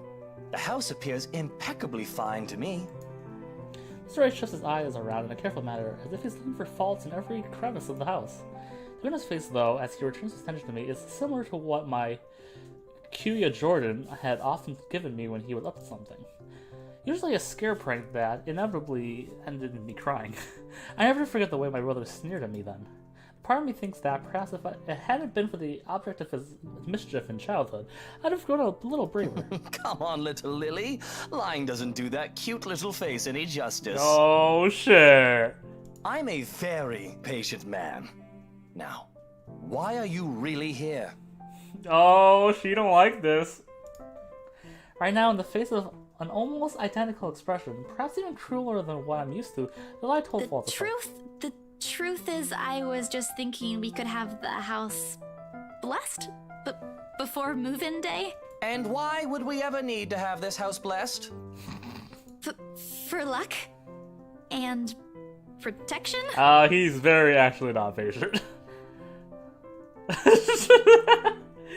I shrink under the scrutinizing gaze. For a second, I think he'll start shouting at me. Instead, he laughs. Not the mocking, jeering kind, but one wonders if he's hearing things right. I say he was amused, but I honestly couldn't understand what was so funny with what I just said. I love you, Gaia. Was it really that weird? Wasn't it custom here? I wish Becca was here to explain something. That's rich coming from you. When we saw Devlin Court, you didn't. It's a small custom back home. I thought it would be nice to do something that would bring positive energy to the mansion, since this place has been empty for years. And the papers, Isabella? I hope you did those first before this. Of course I did. It's almost done, in fact. But there are some items I still have to double check before finalizing everything. You know I don't sign without a thorough inspection. And well, this is what this is for too. I just thought it would be more efficient to do both at the same time. Tell him you don't want ghosts from his sex education. Should not have read that one out loud. Here, I thought you didn't want to go back. A job is a job, Rose. Gotta do what you gotta do to make a living. Tell him. Oh, well, if that's the case, then go ahead. No need to be so hard on her, Rosie. I personally think it's a nice touch. I was actually thinking of the same thing, but you beat me to it. And you guys hate on Hannah. She was gonna bless this house, bless this mess. Hell yeah. Darling, Buttercup, please. You know these things don't work. No offense meant to the holy man, of course. Yeah, I forgot the father was just standing right there. That does not explain the nigger, though.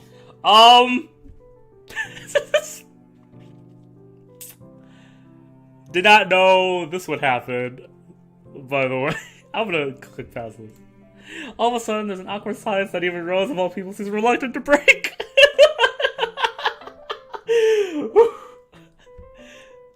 I feel like there should have been a warning about that. Although it is not, yes.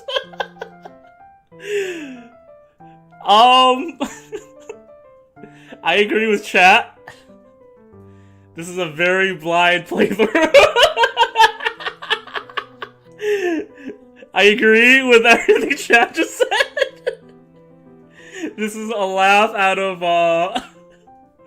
desperation. I'm sorry. It's a blind playthrough, I'm sorry. Oh, the desire to do so is happening the way her eyes nervously shift to Mr. Right. Yo, everyone fuck, yeah, okay, yeah. I think we all agree the rights,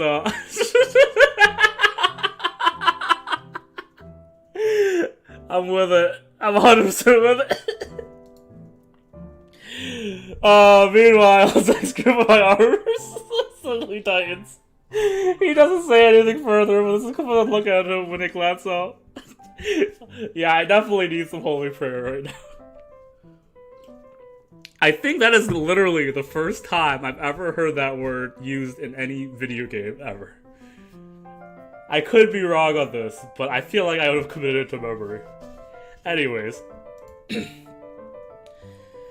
Whew, that's the face he makes only when he desperately wants to give someone a piece of his mind, but he chooses not to do so. Mostly to avoid confrontation or fan the flames of an argument. Theory, thematic. Can they just end it right now? Preach! He has always been like this. Even among his own friends, he chooses to take a placating stance despite holding opinions of his own. Yeah, this is what... Have you heard it in a video game? It's possible I've heard it in others, but I don't remember so. If you can think of like a big game that it's happened in, let me know, because I cannot commit that to memory. I've heard that usually it's when I'm playing with strangers online. Oh, I mean, yeah, not people online. I mean, like, you know, like text of games, not like in free chat or anything like that. You know what I mean? You know, like scripted events, not like live chat. If that makes sense. Oh, fucking, I don't know. Like, I don't know right now. Don't yell at me. I'm very vulnerable. You can't say that in front of other people, in front of Zach, no less. It's The Walking Dead. I didn't play any of The Walking Dead, but it's been, you know, who knows. Fashion over here, I know he wouldn't stand for it. Oh, mwah. Neither do I. There's a reason why bullies back home never touched my younger brother again after I gave him a taste of his own medicine. He might be inches taller than me, but I'm pretty sure I can still land a hit or two. Maybe, if only I'm not going to get in touch with BRC for it. Before any punch can be thrown, Madam Hannah cuts in. Lucille Mitchell-Wright. In a voice too firm, demanding his complete silence. What? Instead of answering, she merely crosses her arms and shoots her husband a sharp, disapproving glare. Seems to have done the trick. He immediately shuts his mouth, but not before muttering a few inaudible words under his breath. At this, Madam Hannah can only sigh and shake her head. You gonna say it again, but... Oh, give it a rest, love. Do you have a better idea? Who knows? Positive energy might even give us what we've been waiting for. Or some peace. Let them do their job. What have we been waiting for? I don't think I was ever informed of. Nothing you should worry about right now. Anyway, we've still got a few things we need to discuss with Rosie here. Over lunch? I hope you don't mind, Isabel. We'd love to take you with us, but... Oh, no. Go ahead, ma'am. This'll take time. That's why there's two of us working on this. Rose looks like she's about to murder someone. Probably me. At least she won't have to stay in a haunted property. She's getting the better end of this deal, if anyone's going to ask me. Oh, wonderful. I hope the next time the three of us meet, it'll be over a closed deal, hmm? This is Mr. Patient Man being very patient. You know what, Jim? Hell yeah. Of course, ma'am. Please look forward to it. That's a Pat, you're probably pretty lucky. What I'm learning is you guys love the rights. Rose hurriedly hands me the keys to the house before leaving, mouthing reminders to secure the place and harmless threats for throwing her under the bus. I return it with a reassuring smile of my own, even if she's the one who often forgets. Sheesh.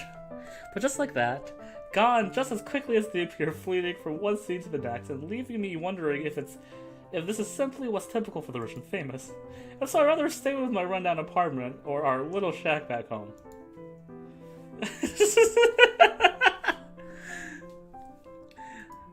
Still small as Rose, after all. May this house be blessed. Preach. With a house this big, it's not surprising with the zero takes place to finish. This sun's already high by the time we've gone through the last room. I can never say I'm a devout follower of my own faith, even with Mom and Papa's teachings. But hearing every word Father Norman uttered as we went around the house put me at ease. All of a sudden, the mansion doesn't seem so scary anymore. Maybe this is the end of this? Or perhaps this is the end. Father Norman bids us goodbye upon exiting the mansion grounds. I clicked that too fast. He has business in the village nearby. He says a minute gesture to reach out to the members of his pasture every once in a while. It reminds me of a distant memory of holding hands and a few kind smiles that helped my family pull through when things were tough. Because house preach, bless, fuck the house, fuck the people, sign the paperwork.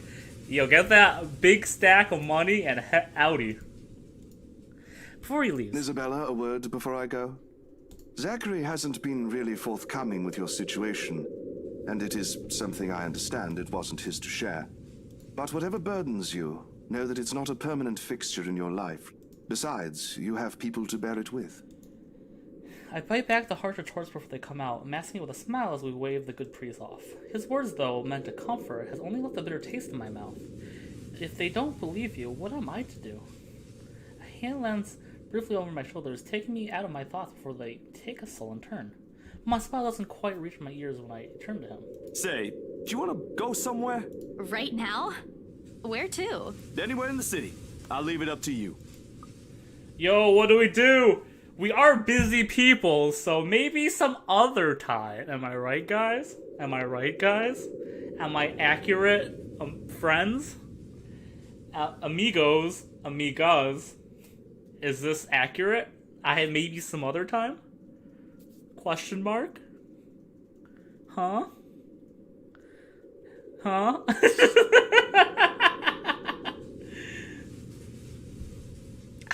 I only have 2 hang out with Zax.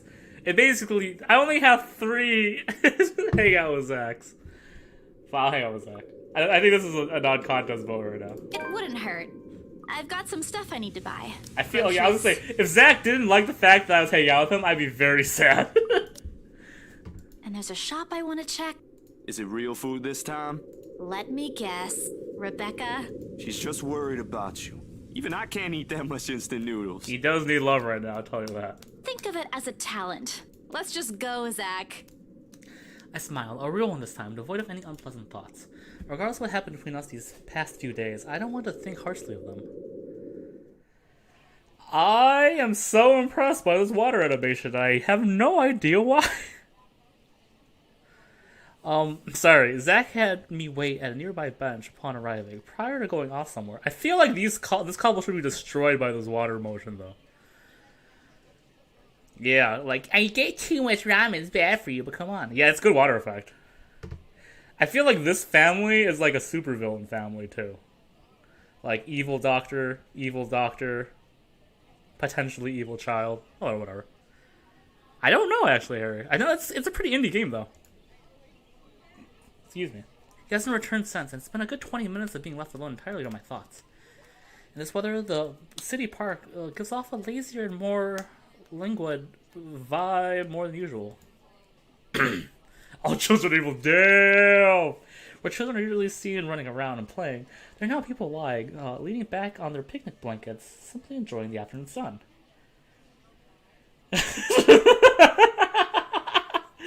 Tell him, Carrie, yeah. That, I will say, that is quite the aggressive script to read.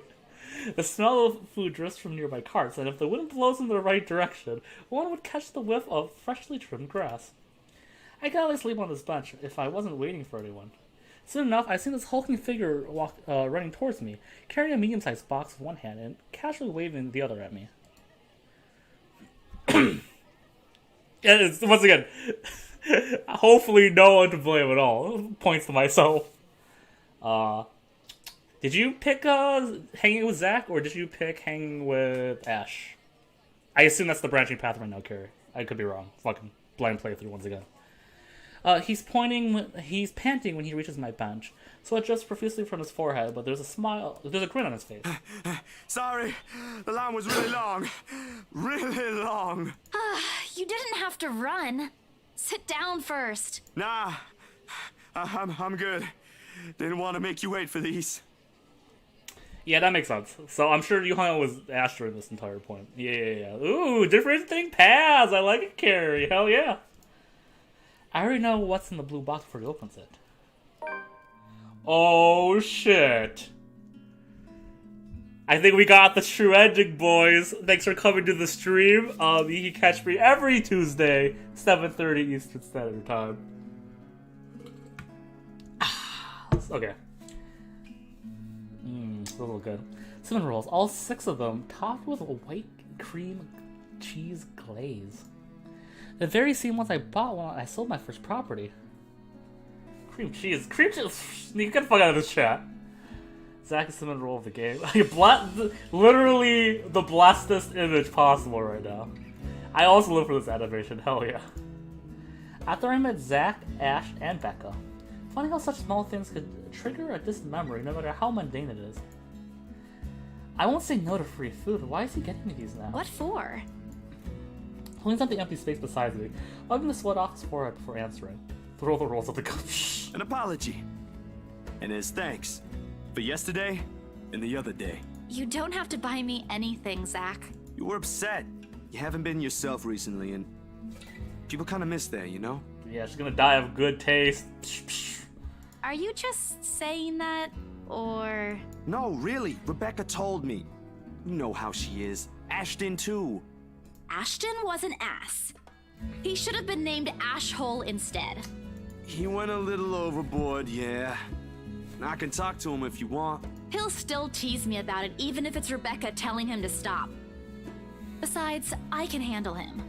You always do. And yesterday, when you talked me through my little slump, I thought, hey, I want our old Isabella back. I'm not gonna lie, we cursed him with a letter, and he rewarded us with cinnamon rolls. Which is super selfless and very unfortunate. Are you still upset? There are times when I wish Zach had been my big brother, or Becca my older sister. Maybe life would have been a little easier then. Maybe Papa wouldn't be as sick if he is. Maybe. Maybe I wouldn't be alone here. But then again, if there are what I wish them to be, I wouldn't be here. I wouldn't have met Ash too. Life back home is tough, but after all that, yeah, he knows anything after that. I mean, there's that, and I know it's not Isabella's fault, but dang, is it? Like, I would not have gotten anyone after a bad experience. And once again, we literally cursed him with the letter, so we have almost sealed his fate, and in return, we have been rewarded. I wouldn't change it for one selfish wish. In this city of 68,000 people, I have people I can depend on. 3 of them, in fact. When you think about it, you can compare the numbers to the odds of finding someone like them amidst the sea of nameless people. This man is the best boy. Thanks a lot for today, Zach. You didn't have to, but you did. I can always count on you. Just me? No Ashton or Rebecca? Oh boy, they won't be happy to hear that. I'm gonna check something real fast. Cool. We are very positive for Zach, a little bit toward Ashton and no one else. I feel really bad about this. I don't mind being the favorite, though. Nope, no favorites. But you cook better than both of them, so that's a plus. Damn.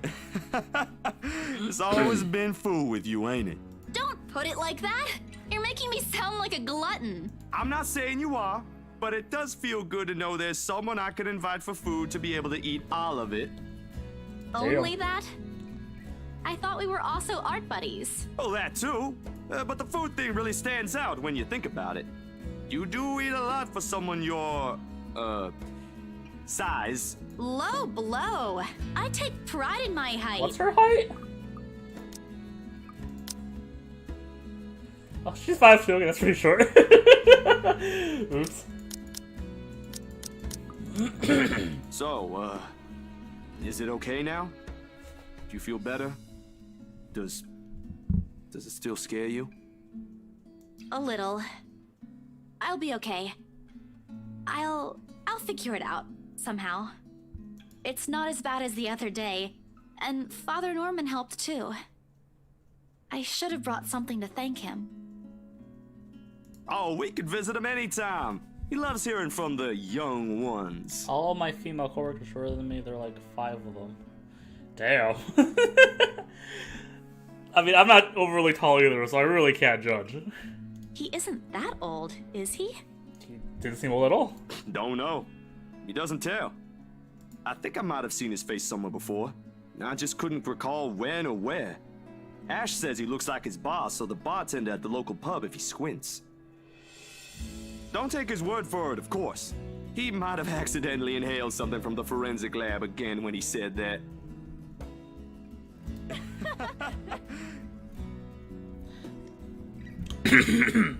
Sorry, this time the laughter that comes from both of us is genuine. Back to the usual. Things might not have been the easiest lately, but certainly isn't the worst that has happened. We do end up sharing the cinema bus between us, despite Zach's insistence that it's only for me. But more than the food, there's relief and contentment. If you need anything, just ring, okay? Like when Ash annoys you too much. I'll help you with him, best friend or not. No way. I can take him on. Still an extra muscle wouldn't hurt, yeah? Just let me know, and I'll back you up. My sister knows this one thing to shut him up when he's being his usual self. Ask me what it is whenever you want, and I'll spill it. I feel like this is an important line for whatever reason. I don't think that's necessary, but thanks. I'll keep that in mind. He leaves me with a smile and a wave. Off to some new gig again. As for me, we still need time to talk. Becca, Ash, and I put petty arguments aside like the adults we all are. This, however, is a start, no matter how small it may be. I just hope I can keep them safe. Light wind blows again, sending dry leaves swirling and distant smell of earth into the air. The first time, the sunlight feels less harsh. Please let Zach and Isabella be a couple. Please let that be a route. That would be cool. I'd be down with it. I currently have more of like a sister-brotherly vibe, but I am very welcome to the idea currently. So, AK, I'm down with whatever. I need to visit the grocery store too. Well, I mean, let's be real. Like, let's look at the list. Fucking. If I had the shipper in general, I don't really like Becca, so I'm not gonna ship her with Becca. We've barely seen Ashton. Definitely not Luke. Definitely not Hannah. So Zach is definitely like the golden option right now. 100% agree. Come to think of it, wasn't there an art store that opened recently near the park? Yo, yeah, for sure. I feel like we've set up a lot of grounds for the horror to happen, Melissa. So, and you know, the stream is still, you know, it's only been an hour and a half. I still got a little time of streaming left in me. I want to at least finish the chapter. I think we're still on chapter 1. There's multiple days, but I think there's multiple chapters too. I could be wrong on that, but brr.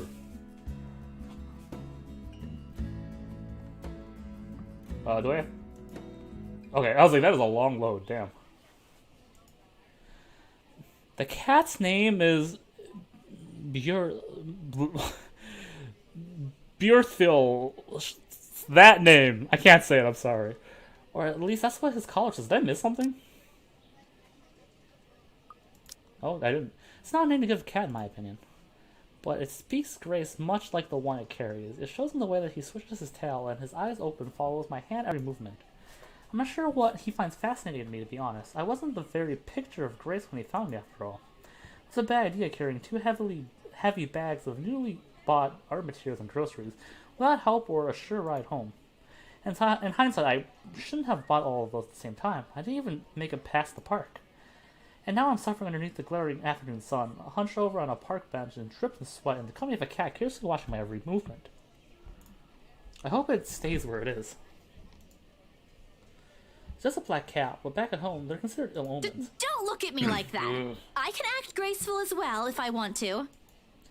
Not that I've ever acted graceful in my life, of course. Growing up with rowdy younger brothers and sisters does that. Or maybe it's the opposite. Mama used to call it a little troublemaker before. Well, graceful or not, there's no use moping. A short breather and then I'm off home. Besides, it's not like the company's bad. Even if it's a cat, as long as it doesn't bite or cross my path. Where's your owner, anyway? He has one, doesn't he? An owner? That's what the collar's for, isn't it? A bandage is wrapped on one of its paws, though. I wonder what happened to it. Do you run away? Well, if you don't have one, I won't be able to take you in.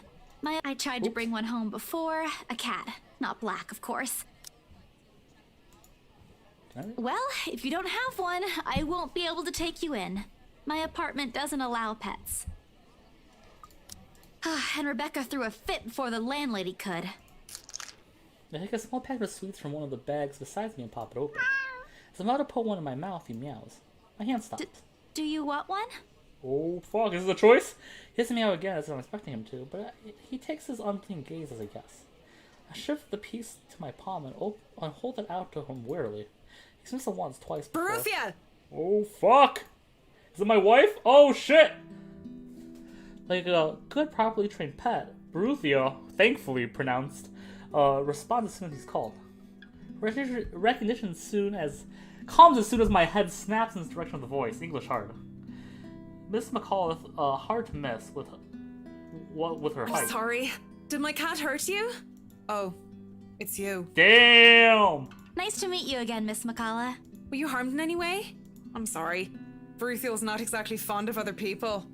Even run away from the veterinarian right now. I'm not gonna lie, I've grown to like her voice. I don't know why I was so against it last stream. I think I've matured as a person. And you know what? Maturity is king.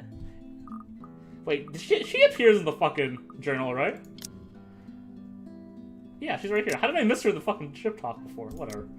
Oh no, he was just sniffing my hand earlier. My Bruthiel's a she. Oh. She all this time, I thought. The pause in conversation, if this can't be called one, is uncomfortable. We're merely two people working different jobs for the same client. Frankly, being like this doesn't happen a lot. If it does, a simple nodding of heads is enough. So, trying to be friendly wouldn't hurt. I actually have a opinion that I'll probably go with, but I want to know what chat thinks first, so I will wait. However, I think I will go with whatever I want in this decision, regardless. But let me see what chat wants. I'm very curious.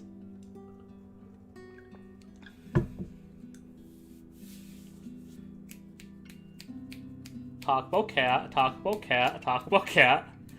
Talk about her cat, no one cares about her job. Job. Cat, cat, cat, cat. Okay, I'm actually, despite overwhelming money for the cat, I am actually going to go with job. Because I feel like she wants to be professional. I know her. She's my wife. We're legally married. I know what my wife thinks and what my wife does. I apologize to the stream. Let's check the relationship real fast. So if this goes down, I will continue the game very depressed. Sorry, people. I'm just curious. Oh! About your work. Yeah, boy, Karen, we did it! We did it, boys! I love my wife and she loves me, and even if it's neutral. Sorry. Oh, it feels so good to be right and in love. Oh. What about it? This is a high five to you and me, Carrot. Yeah, I guess. See ya, nerds. See ya. Thank you for the smart guy. See ya, nerds. There's something guarded in her expression at the mention of work, but I pushed through with my question. I just want to know how it is to work on a house like the Ermengarde mansion. Is it hard? I guess she wasn't expecting a question like that, and the way her eyebrows shot up tells me something. Because of its age? I wouldn't say it is. It is a challenge, considering the factors me and my team have to sort out. But it's a good project. A breath of fresh air from what I usually work on. And I have a good team. Damn. Oof. Those original fittings, though. It might be old, but the architecture is magnificent. I'm sure you've seen the stained glass windows in the foyer. Oh, I can already think of so many things I could do with it. She's perfect. I love her. I don't know. Okay, so last stream, if you listen to the archives, I was hating on this accent. I was very against it. Now I'm just like, mwah, perfect. Mwah, mwah. Yeah, whatever. Fuck it. Leave me alone. But of course, my team will have to double check for necessary repairs here and there. That's probably for the best. It's easy to break some key elements with a rush restoration job, and who knows what other hidden issues there might be underneath. Yeah, I think it's find out too. I don't know why I hated the last stream. I was so against the last stream. You guys know. You guys can attest. I don't know why. I think it sounds great today. Maybe I was just in a mood. The heat got to my head. I'm sorry. I spoke too much. Oh, she's perfect! Okay, so we're playing the letter hard mode, where if Miss McAuliffe dies, I quit the game. 100%. I don't care what chapter it's on. We just end the game at that point, because love is dead and the world is over. You know how it is. Oh, you're calling her a nerd? You're right, Carrie. I was blind, but now I see. No, it's okay. You seem to really love what you're doing. speak more. I want to... Yeah, tell him. It's not really like that. I'm just lucky to have found work in an interesting field. Anyway, Bruthiel's due for her visit to the vet. Nice talking to you, Miss Santos. I wish you luck with what you're planning to work on. It seems like a big project, too. She gestures with her hand toward the bags, the one filled with stuff I've recently bought from the art store. It's a project for a friend, actually. All the same. Good luck. I watch her as she leaves, though she stops shortly before crossing the threshold separating the park and the street. She faces me again, looking like there's something she's forgotten to say. By the way, about the Ermengarde mansion. With my clients, it's the rights, I mean... She came back just as you requested, Gaia. I hope you don't mind me asking, but has the deal been finalized? There's still a few papers they need, but the house is more or less theirs now. Ah, thank you. That's all I needed to know. Wait, about the mansion... Oh, fuck! Please, no! Don't ruin this for me! The letter, the one they saw. Whoever she is, she's asking for help. Someone. I want to tell them to call the urban legends aren't just legends anymore. They're real. Don't creep her out! When I talk about creepy shit, she already saw the letter. She's not going to believe me. Don't mind me. I need to go too. Have a good day, Miss McCullough. I hastily pick up the bags I've left on the bench and run as fast as my legs can take me. At that moment, when I'm carried with my hands weigh far lighter than the overburdened guilt trying to consume me. Don't let her put her foot in her mouth. Yeah, I was gonna say, like, be cool, everyone. Be cool. We can talk about weird shit with the guys we don't want to fuck, but right now, she's my wife. Home. I want to go home. Anywhere where I won't be reminded of the house, of her, of my own cowardice. Kyle. The food tastes less appetizing tonight. A pity. One would think that someone who has been on a continuous binge of instant noodles would find home-cooked meal enjoyable, but it isn't. Hunger isn't gnawing at me tonight, neither was my sore muscles. The TV runs loudly in the background, but what it says barely registers in my brain. It's hard when the things you're trying to forget keep returning to the forefront of your mind. It distracts you, eats at you, devours you. I wish this would stop. I wish I wasn't the one who picked it up. I wish it was someone else. In other local news, a woman was found dead in her home. Luxbourne police officials are currently investigating the crime scene, but has classified the case as homicide. Huh? The victim, identified as 33 years old. Shit!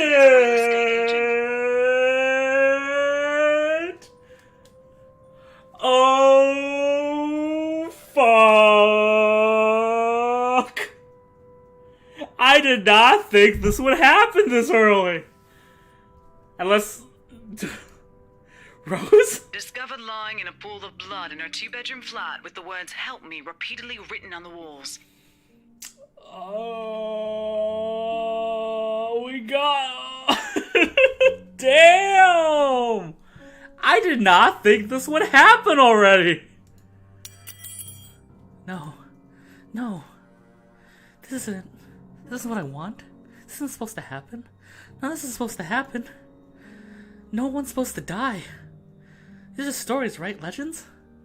That's what everyone's kept telling me, so I immediately rush to my study table and search for my phone. My hand, cold from dread, clings tightly to it as soon as I touch its edges. But that pays off. That doesn't count. It was like 20 hours later.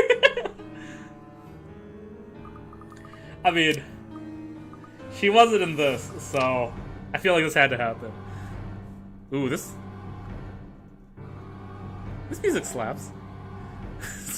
I don't know if slaps is the right word in hindsight. A piece of folded paper, the letter lying unassumingly beside it, slips to the floor when I pick up the device.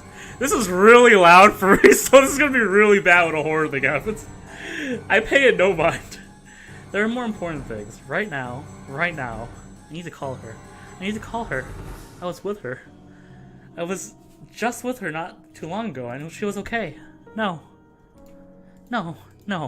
Listen, Rose, I'm sure of it. I just talked to her and a sob escapes me and hot tears began to blur my vision. One after another, they trickled down, weighing on by the very same guilt I refused to admit I've been carrying from the start. Same one I've been hiding from. Do you think this would be different if I didn't show the letter? I feel like she would have found out of it in some way anyways. Sorry, I thought I heard a voice. The same one that's put the people I care about in danger. My hands shake as I navigate towards the number in my contacts list. Oh, that scared the shit out of me, actually. just like it popped. Time to move home. Yeah. She'll answer, right? That's what she always does. She'll pick up, tell me to turn down the waterworks, and call me a wuss. She'll answer. Please answer, Rose. Again and again I dial, whispering, praying, pleading. Come on, Rose! Don't do this to me! Please pick up! I know you're there, Rose. You're not dead. Please tell me you're not. This adds to the series of deaths and disappearances that has plagued Luxborn in the recent years. Yeah, zoom zoom. The authorities are currently looking at a possible link with the notorious Anselm Butcher case. TV runs loudly in the background, a deafening static sounds from my phone speakers. But in my ears I can only hear the screams. Please, her whispers, help me. You're not safe. That was a weird transition, I will say. A buzzing sensation jolts me awake. My body still wants to sleep through what I heard what I saw last night, but it's there, nudging, prying at me. Slowly I become aware of how awkward my position is, and the eggs that accompany me sleeping in a curled up position from the night before. When I sleep at all. Let me look at the journal real fast, because I'm very curious. Isabel meets interior designer recall. Next. Boop. This breaks out. I did not realize there were multiple pages. That's good to know.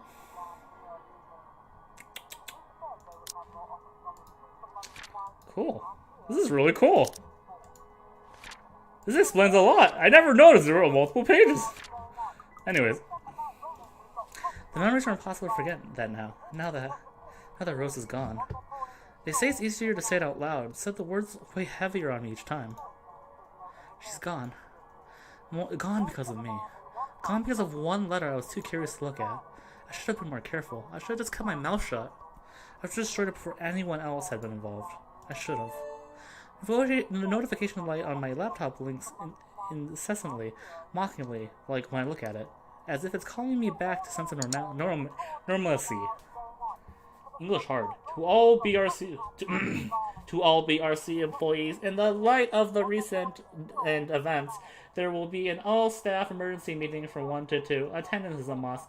Company changes, new heresy, whatever, and policies will be discussed during the meeting. Everyone is expected to bring a copy of their own attendance logs and sales reports for the last 6 months to be submitted to your respective managers for review. We are expecting everyone's cooperation. Thank you, Joanne Lewis Schultz, BRC HR Manager. I checked it nonetheless out of habit more than anything. If this were one of those typical days, I'd happily comply and get myself to our office. Today, shiny limbs just feel heavy. On one hand, going will keep me busy, taking my mind elsewhere. On the other hand, the place in itself is a stark reminder of my own fears have cost me. Oh, shit. I know what I want to do, but I will leave it to you guys. Well, I'll leave it to you guys to a point where if it's overwhelming. Otherwise, I'm just going to do what I want, as per the usual.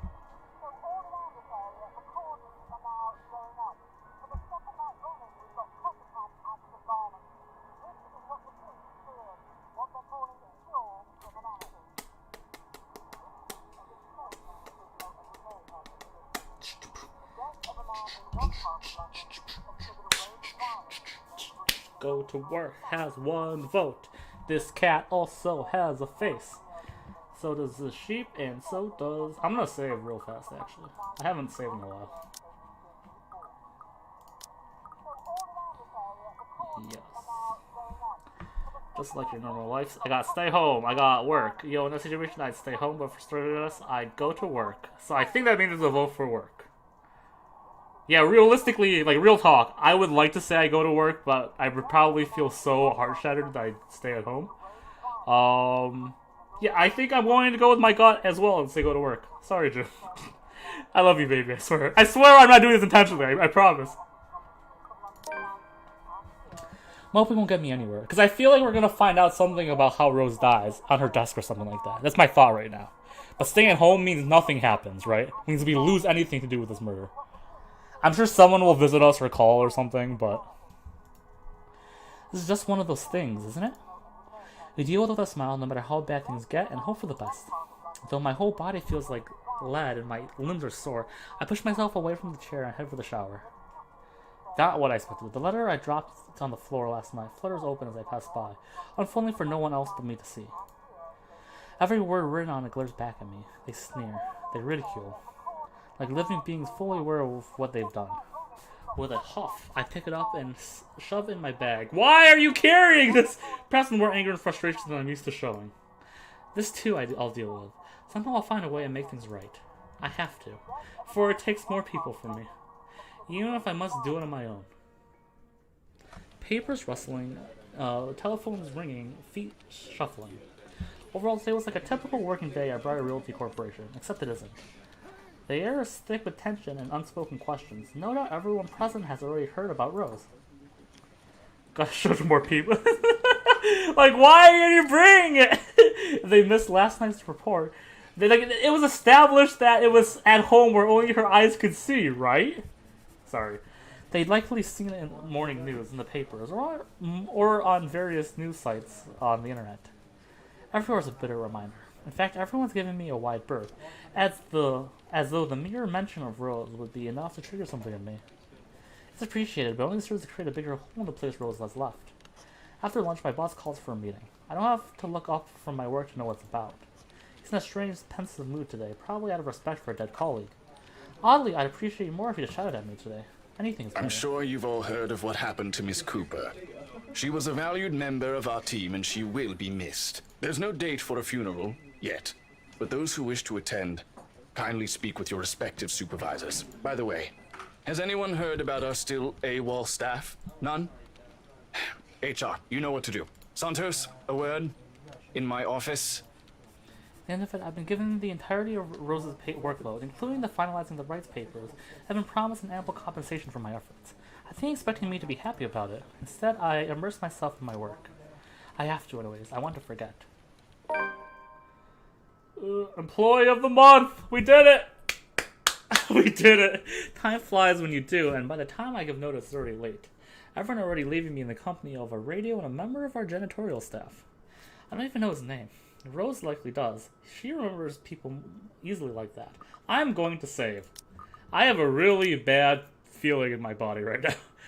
I should have stayed home. I don't know, we made that money. The Luxbon Police Department continues its search for the following reported missing people. The radio blares one name after another. Hold on a second. Missing? Aren't they? So I'll have to check. Frantic, I turn back to my desktop.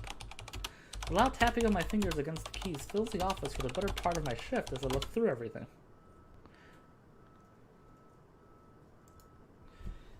The background about the place is history from the current owners and a list of employees hired under BRC. I'm right. Of course I am. BRC may have a lot of staff, they may have had a lot of agents hired, but I'd remember those names anywhere. After all, they're also part of the crew who worked with us in preparing the mansion for the open house. And the letters? No, they can't be. I hope it's not what I'm thinking. Oh no, what's happening? My hand, it's possessed, and it's making me want to save for what... But Rose is... Something snaps into place in the fraction of a moment. These people, Rose, the letter. I need to... No, if it's like this, they still won't believe me. I have to make sure of it first. Evidence doesn't lie, that's what Ash often says, right? If I have proof, then maybe. I don't want to get my hopes up, and maybe there's still a way that I can save them. The letter, my phone, papers, anything that'll be useful. I grab all of them and stuff them in my bag. I can't stay here. There's something I need to do. There's something these people should. I'm pretty sure I'm gonna turn the volume down a little bit of my sound effects at least. Nah, fuck it. I'm not a baby. Let's do this. It's just really loud, okay? The noise cuts sharply through the room, stopping my hand, shortly of a crabbing a pen in my bag. Hello? Anyone there? Show everyone the letter. Someone must have left their printer open again. I may be in a hurry, but if I don't turn it off, another person is certainly going to have a fit tomorrow over wasted company resources. Most of the time, whatever she's realized, I'm sure she hasn't realized yet. Most of the time, it's Rose who does the nagging, but... The clicking of my pen in my hand is a welcome distraction as I search for the said object. Each stride my feet takes also echoes through the empty workplace. I lost sight of the janitor minutes ago, and with me being the only one left, the tapping of my feet against the wooden floor is something I soon learned to appreciate. It's taken me long to find it. By the time I turn it off, 5 pages have already strewn about on the ground, the paper tray having been left ajar. Sighing, I pick each of it up to put someplace proper. But the page that greets me next makes my blood run cold. Ooh, whatever the sound is in the fucking printer! The chill that makes its way in my spine is as numbing as that day in the attic. The sheets crinkle under my tense grip. All I can hear is my breathing as it rasps through my gritted teeth.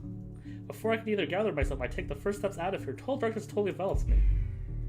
Oh shit!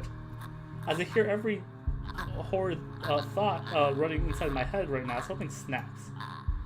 A soft creak grating through the thin veil of stillness that has descended in the room. Should have stayed home. Oh no, my hand is being possessed by saves. Every muscle, every bone in my body sounds rigid at the sound. Get ready for, yeah, probably. So familiar now.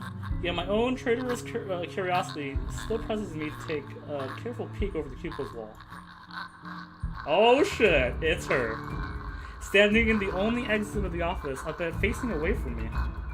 She doesn't even need to turn around for me to know it's the same misshapen face, tattered clothes, and unsightly the same person in the attic. I take a step back, my pen I'm holding slips into my hand, and the head turns. The entire head turns.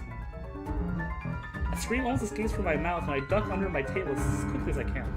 My heart pounding hard against my chest. I take the bone-chilling sound, this is so fucking loud, on her hand, the weird clicking that follows her, and the telltale squelch of something wet as she walks towards me. Nearer and nearer. Not this bitch! Shows the letter. The sounds are slowly getting louder. The only thing keeping the whimper from escaping me is my hand that covers my mouth. Someone please save me. Anyone. I close my eyes, muttering a continuous stream of prayers, all while attempting to steady my own breathing. Please, please don't let her hear me. Oh shit! Oh shit! Oh fuck! Fuck! Oh, this is bad. No! I was that close! I was that close! Okay, whatever. Our Father, who art in heaven, hallowed be thy name. Thy kingdom come, thy will be done, on earth as it is in heaven. Give us this day our daily bread, and forgive us our trespasses, as we forgive those who trespass against us. And lead us not into temptation, but deliver us from evil. Amen. When the last lines of my prayers left me, all that remains is a hush. None of those footsteps nor those chilling sounds she makes. Only silence. Is it safe? Another second passes when nothing comes? What? Okay, let's do this again. I'm gonna quit though. Oh, okay, one more time. Death counter is actually at 2 currently. This girl, yo, we got this. We got this, easy peasy. I'm actually terrible at this one particular minigame.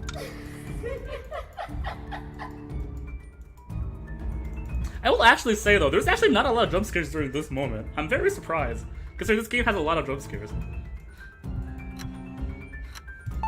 Cool.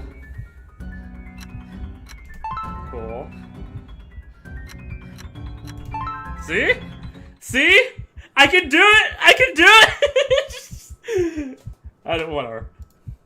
The seconds, minutes stretch out before me, agonizing. Is she gone?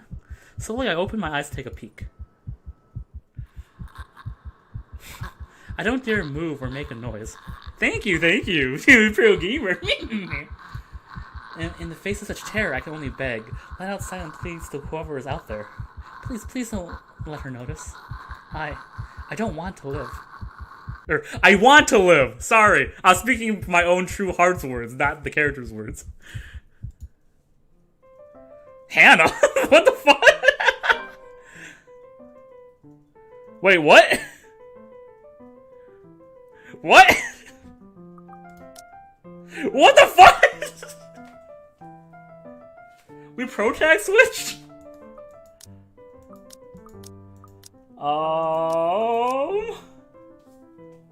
I'd like to point out our relation with Luke is not at 100% from the start.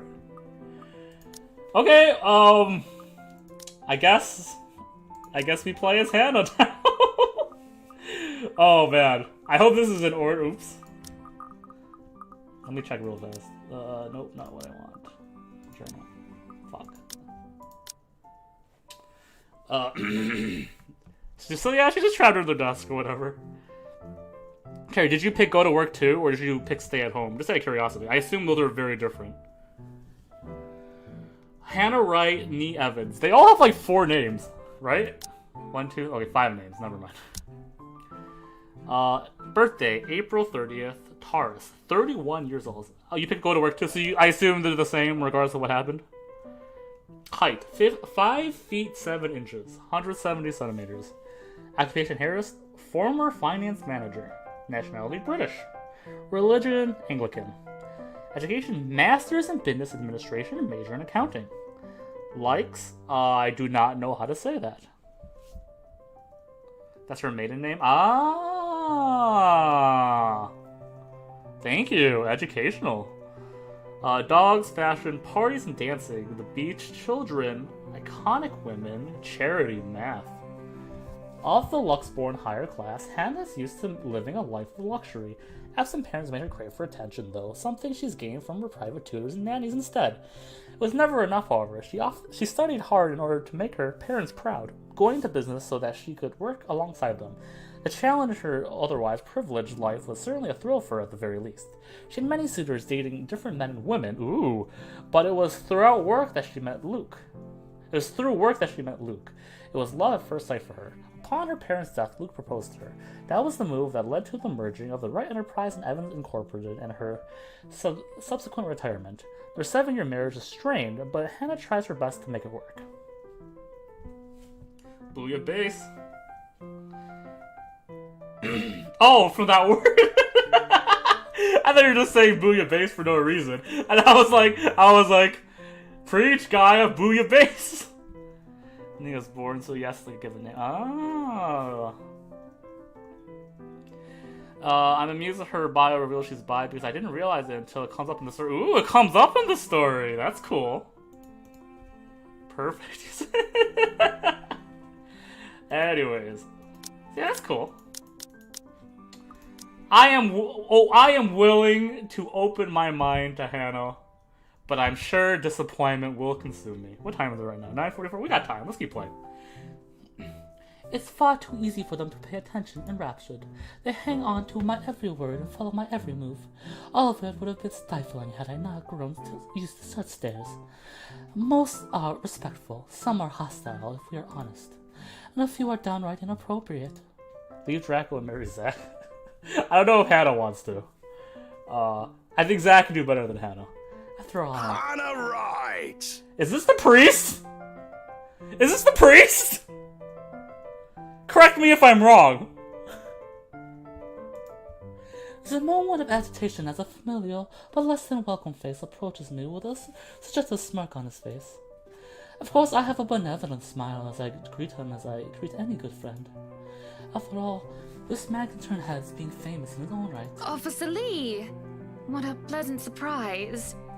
I didn't think you'd have the time to attend tonight's party. But am I wrong in saying they look similar? Or am I being... never mind. He is more than Luke's friend of mine, really, and I'm quite sure I only invited his wife.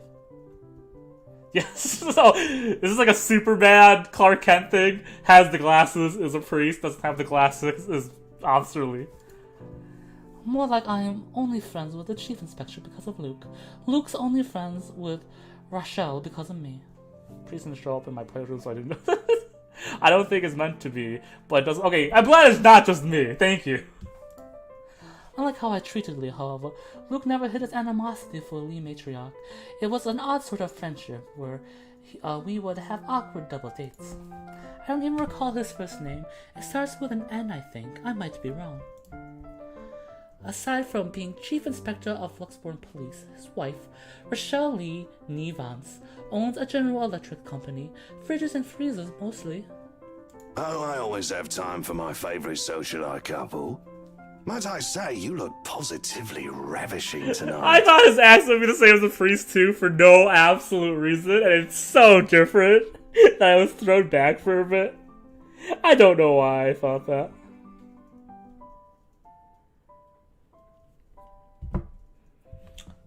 I see the husband isn't with you. Oh. It's like this time with timeline. Is this like in time with the timeline, or is this happening at a different time? Oh, that's a good question, actually. Let me check. This is The answer is I don't know. The answer is I don't know. Oh, it's nay? Oh, thank you. I will keep that in mind. The way he eyes me up is enough to make my skin crawl. I wish Luke was here to defend me, the more unseeming of our peers. I know the ones. Men who are just too friendly, staring too long at my assets, and getting close just because my husband is not here. I think they have the gall to do this at my own party. Is this in my own house, if I might add. But like any high society woman with her salt, I know how to handle it with grace and dignity. I suppose you are looking pleasant as well. Luke's busy with work, unfortunately. Rochelle isn't here. Shame. I do hope he isn't causing you much trouble. That husband of yours can be a bit daft sometimes, acting like he's still some young bachelor. The wife sends her regards and her apologies, but something came up with a doctor and she needed to attend to it. You know her, being pregnant and all. Oof. We make small talk. Rather, I'm forced to do so, as he would rather not leave my side after finding his place there. Much to my chagrin, I've been extricated from the few who flock in hopes of flattering, for I can tolerate them far better than Lee. He is not even a person, and I adore his wife, who is obviously the brains behind the two. There is something unsettling about him. I do trust him as much as I want to. He regaled to me tales of the Luxborn Police Department, a different affair to the usual gossip I've been privy to, and although I loathe to admit, is interesting nonetheless. The old wife is preggo. Well, he always we are in the rich elite. He says as if he didn't have fucking shit behind that. I expect the topic of business to die out quickly, which would be understandable enough due to the confidential nature of his work, but oh boy was I wrong. So, wearing civvies, I steal and drive off with one of the police mobiles, right?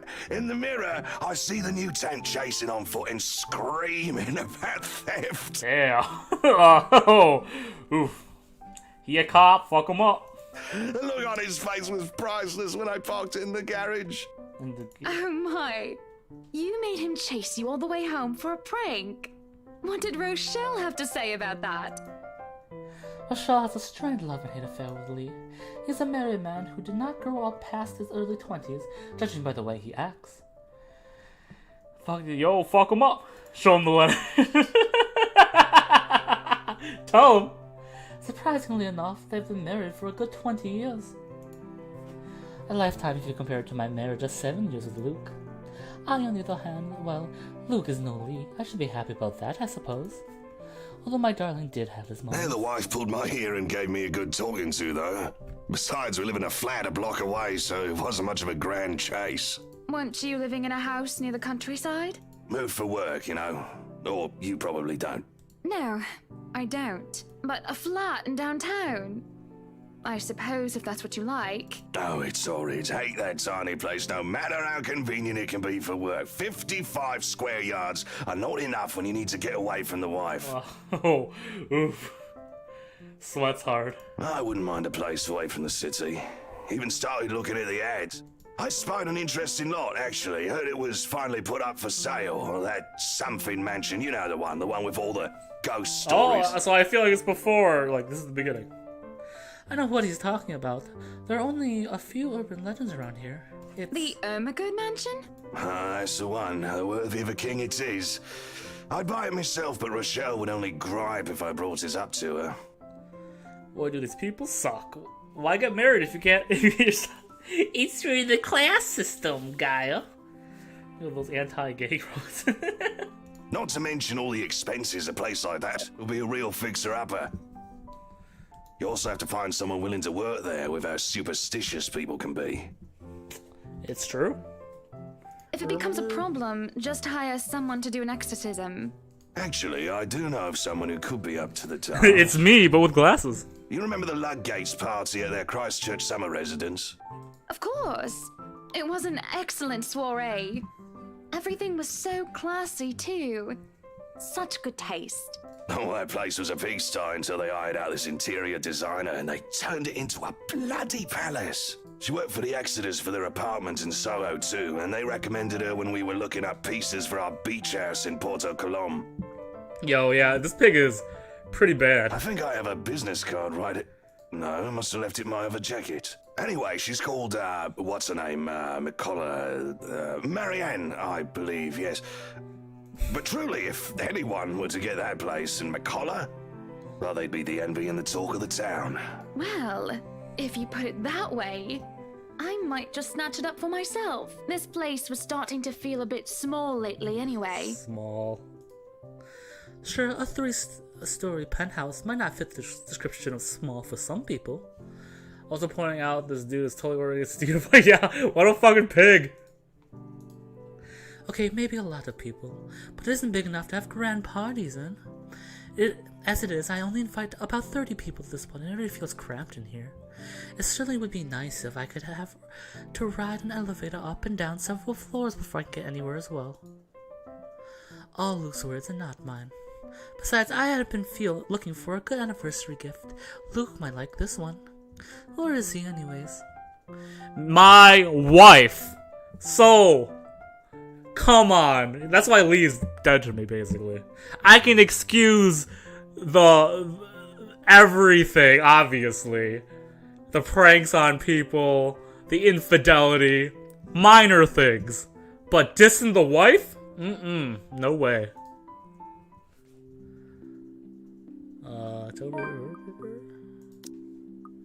Okay, so we're in this day right now.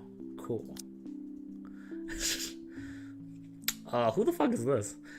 Luke is dressed to the nines as he usually is, and it looks ready for whatever the day will throw at him. His butler and valet wait by his side just in case he isn't as ready as he looks. Oh sure, this is normal.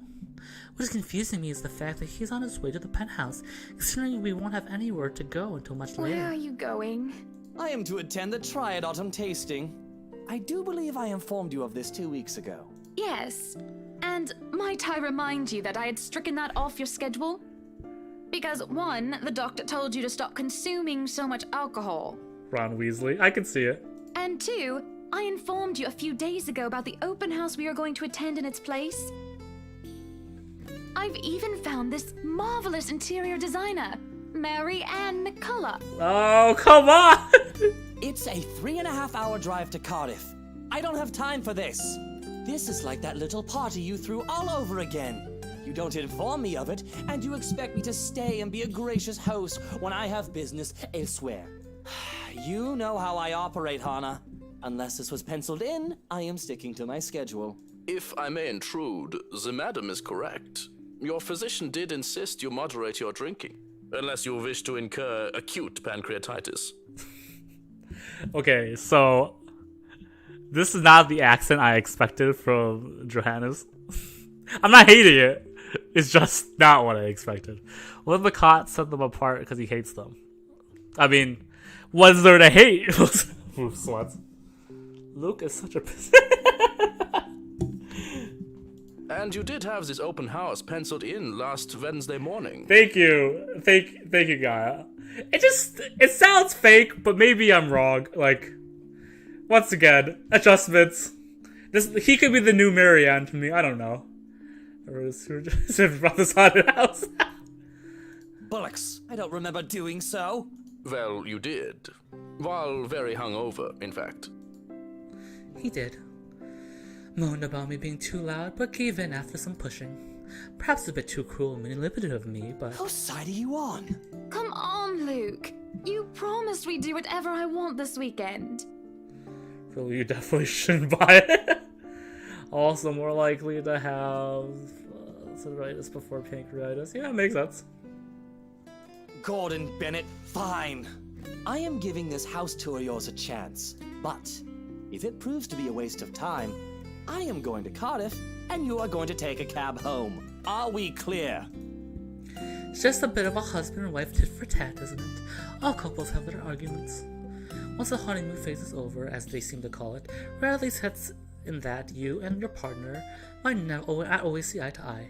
Perhaps it's been the years. Some of them is nothing to scoff at. I just cannot bloody believe I agreed to this. I was really looking forward to the triad tasting. Though sometimes I think it's a bit more than simple disagreements. I have to stop myself from wondering where we went wrong.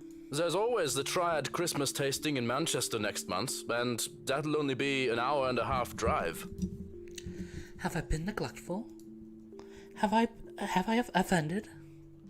This couple is such an unhappy. Yeah, it's I can smell some toxicity, and it's stronger than the alcohol. Have I acted shamefully? Yes, but Cardiff. Certainly any problem can be discussed, as long as he doesn't turn me away. Well, there goes my good mood. Are you happy now, Hana? Oh shit. Actually, I'm gonna save because it's been a hot minute and I passed that QTE. We'll save in slot 2 because this is apparently our second person. Did I save? I did. Okay, what do you guys want? I know what I'm pretty sure we're all unanimous, but we'll find out.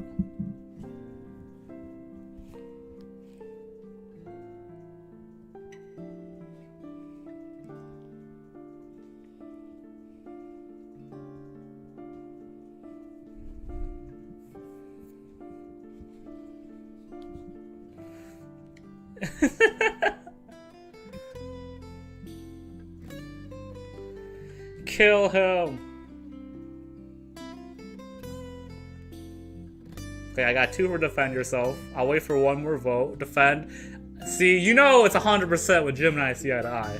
Yeah, I'm doing it. Yeah, I obviously gonna do it. Yes, I am very happy, Luke. Because for once in a very long time, we are doing what I want.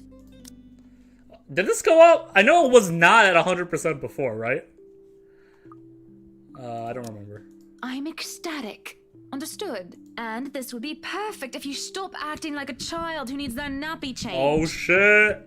We will be leaving after lunch for the Ermengarde mansion. You are going to park your rear in the car and keep mum. And you are going to behave during the tour. Oh, was there actually a plus? I didn't see it. Oh, well, next time. I totally missed if there was a plus or a negative. Oops. I did not read that line, because I'm a fucked up mess right now. Needless to say, Luke looks a bit shocked at my outburst. He opened and closed his mouth a few times, struggling to reply before he crosses his arms to, well, like a moping child. Any more rules for this little excursion of yours, Your Highness? No wine. No wine? Unacceptable! I am already not allowed to the tasting, and you would deprive me of that simple pleasure? If I see you take 1 sip today, I will put the stocks under lock and key. Do you understand me? Don't forget the bottles he keeps in his dresser. Wow, snitch, but I agree with him. Whose side are you on? How many times in one day can you ask that? As many times as I need you, traitor. The ride to the mansion is quiet, with Luke having stared out the window the entire way, not paying attention to anything around him. Meanwhile, I am conflicted. I don't know if I should apologize for changing my plans like that. By the time we arrive at the mansion, I see his eyes light up in genuine interest. Apologizing is the last thing on my mind. Johannes, I'm on board. Yeah, rule number 1, don't be rude. The whole affair with the Ermengarde mansion is certainly an interesting experience. The place has been renovated and restored by the owners to what they claim to be acceptable standards. The mansion itself looks like something befitting a fairy tale or periodic piece. It is tastefully decorated, and with a bit of love and attention, I'm sure it could be a place Luke and I can call home. The number of other Fluxford buyers that have come from the powerful and wealthy of Luxbourne certainly did not disappoint, marking this estate as prime property. The Lees are among the group who went to the Rose Woman, and I saw a few other notable faces, though I did not really feel like mingling. Unfortunately for every one of them, the Wrights are interested in buying. Bad blood. It's been bugging my mind, however, is that Isabel. What is her problem? I still don't quite understand what is happening. One moment she's scrambling to give us the paperwork to finalize the sale. Then she's panicking over some sort of prank letter or another. The second thing on my mind is how touchy my darling husband is towards the poor dear. Oops, what the fuck? And I'm sure little Lily here would certainly appreciate it if you remove your pretty hands from her, darling. Don't know what the skip button is, but apparently I touched it twice. There's a problem. I don't understand what's happening. One way to come with feminist. The second time, my mind is not touching my dear husband, Mr. Dear. I can't even plaster a smile on my face. A horrid skull taking its place. There's no way I can pretend nothing is wrong as I hum. He is quick enough to detract his hands, which is all that the girl needs to, well, for a lack of a better word, escape. I think I need to step out for a while. I'll be back. Rose is still... God, no! Her partner follows, shouting after her without hesitation. There's an awkward air among us as we are left in the wake of whatever that was. The others murmur and gossip with each other, speaking of the poor daft girl, telling the tale of whoever was not audience to the act in the first place. It doesn't take long for the woman Rose to return into the study for what I assume is damage control. Rose invites Marianne in too, hoping to apologize to her as well. But the woman refuses, saying she's not one of her clients anyway. That leaves myself, Rose, and Luke, the last all too eager to make himself comfortable in a study no doubt already claimed as his own. I can't apologize enough about what just happened. Please forgive Isabella. She's been under a lot of pressure lately. She's young and all those rumors about this being haunted just got to her head. And it must be this terrible heat too. Not a drop of rain for days now. Oh, it's fine. The poor girl must feel so embarrassed about what she just did. But I say, let bygones be bygones. She looked, what, 19? But I say, let bygones be bygones. After all, she's only a child. I showed Luke an accusing look at these words. After all, he tried flirting with the girl. The nerve of him. Not only that Isabella girl, but also Marianne and Rose too. What kind of husband would think it's even a remotely good idea to make moves on 3 different women when his wife stands here? Did he drink while I wasn't looking? She's a bit older than that. But again, I apologize. And if there's any way I can make up for what just happened, just... I know what you can do. Be a darling flower and get us one of those bottles you plan to serve. Pop it open. We were planning on serving some champagne. I can get that. That would be lovely. Much obliged. Jesus, retrieval. Do you want a glass as well, Ms. Wright? Oh no, I'm fine. I really shouldn't be drinking right now. And Luke shouldn't be either. Luke is racist and a massive creep.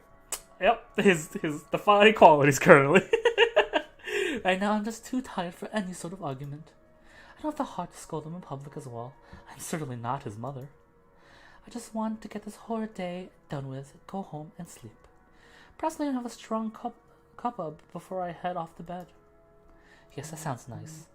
When Rose comes back with champagne, I beckon her over. As I told her partner before, I had every intent of acquiring this house. I might as well, even if I'm having second thoughts about getting it for Luke.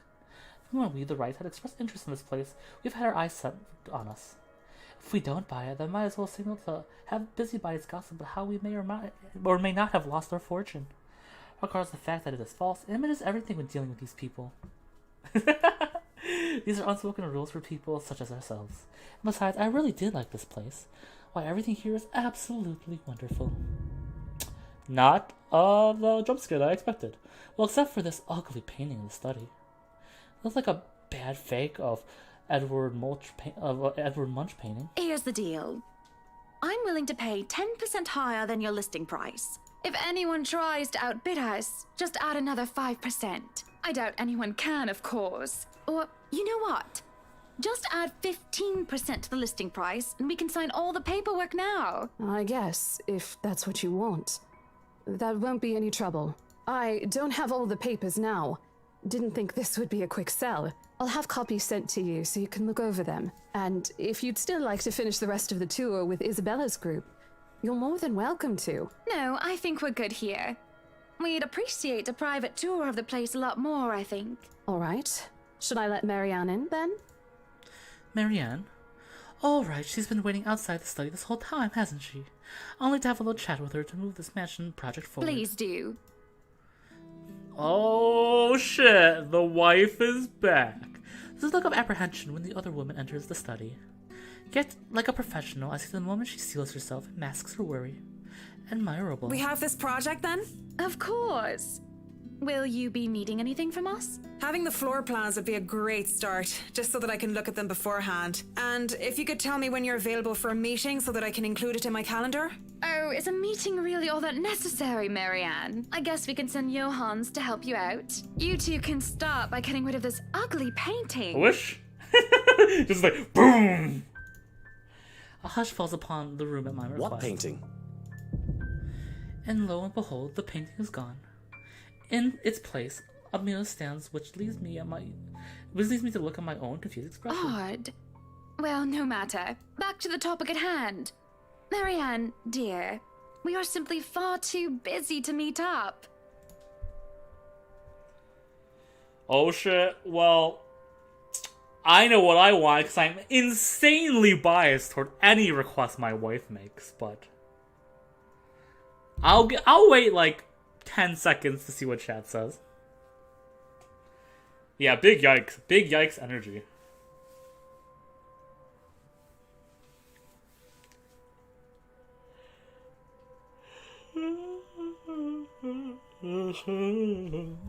Go to this ugly painting, looks in the mirror. BAM! Harry, you really did it. Free up the schedule for the wife, obviously.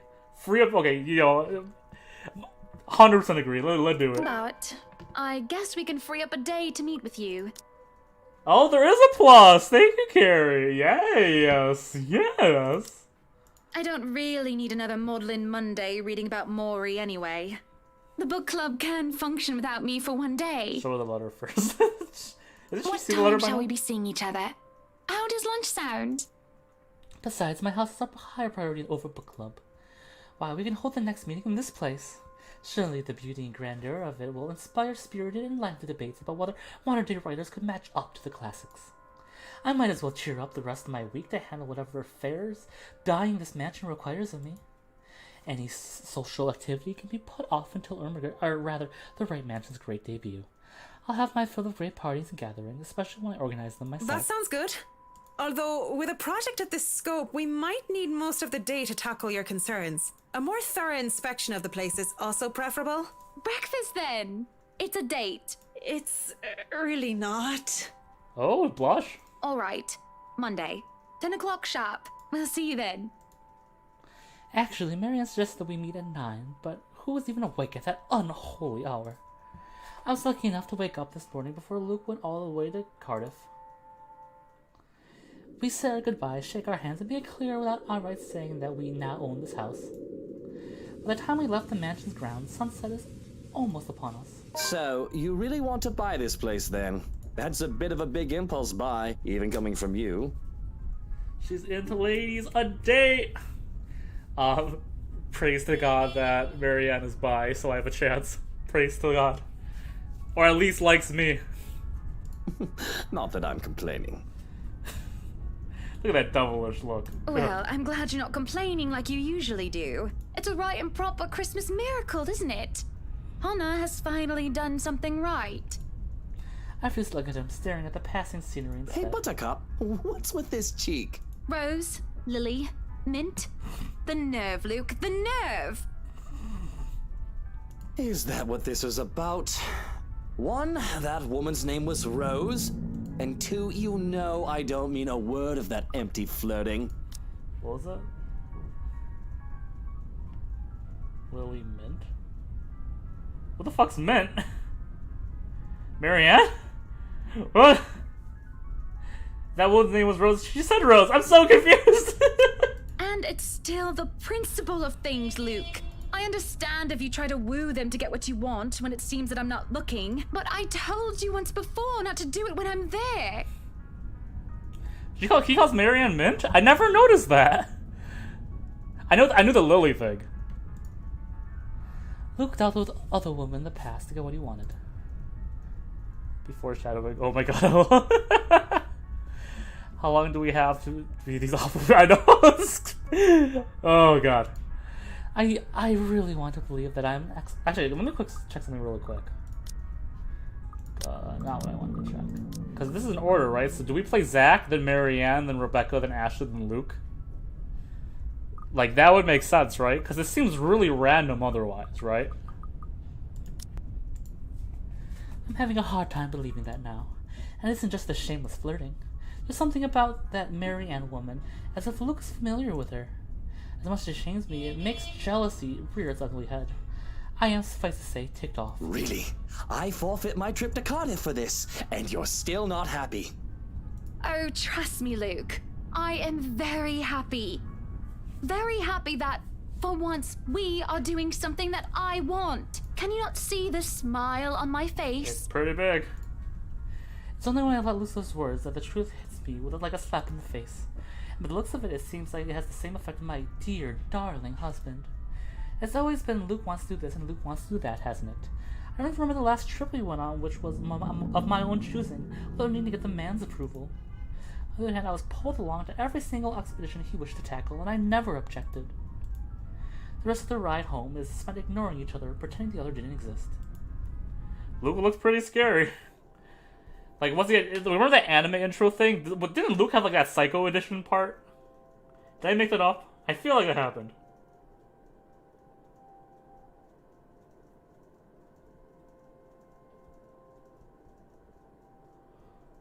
First of business, forget a hot bath, and forget the tea. I just want to bury myself in blankets and forget everything in my slumber.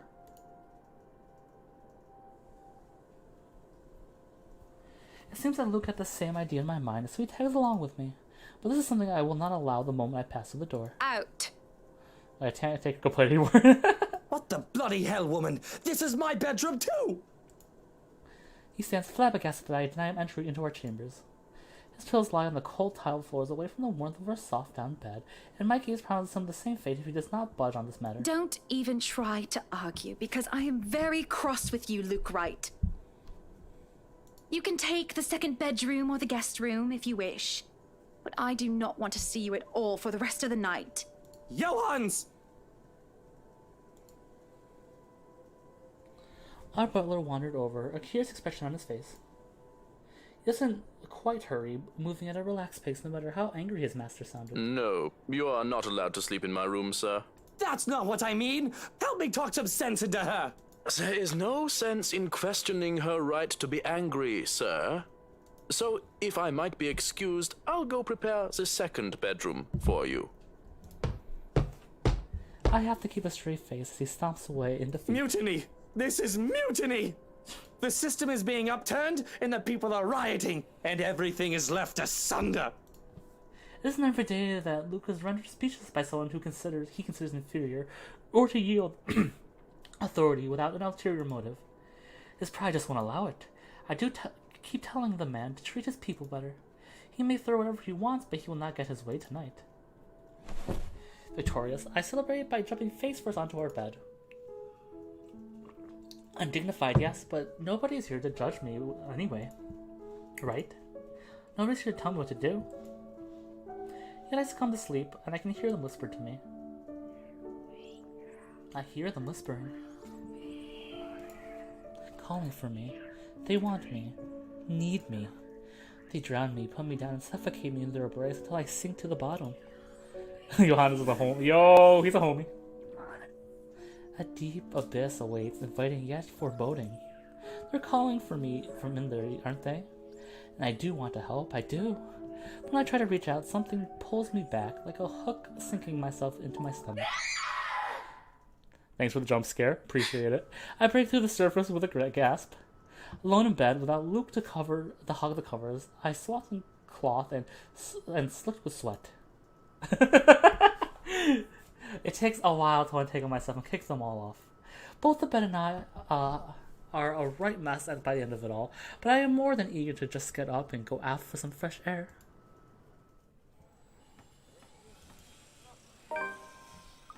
Journal.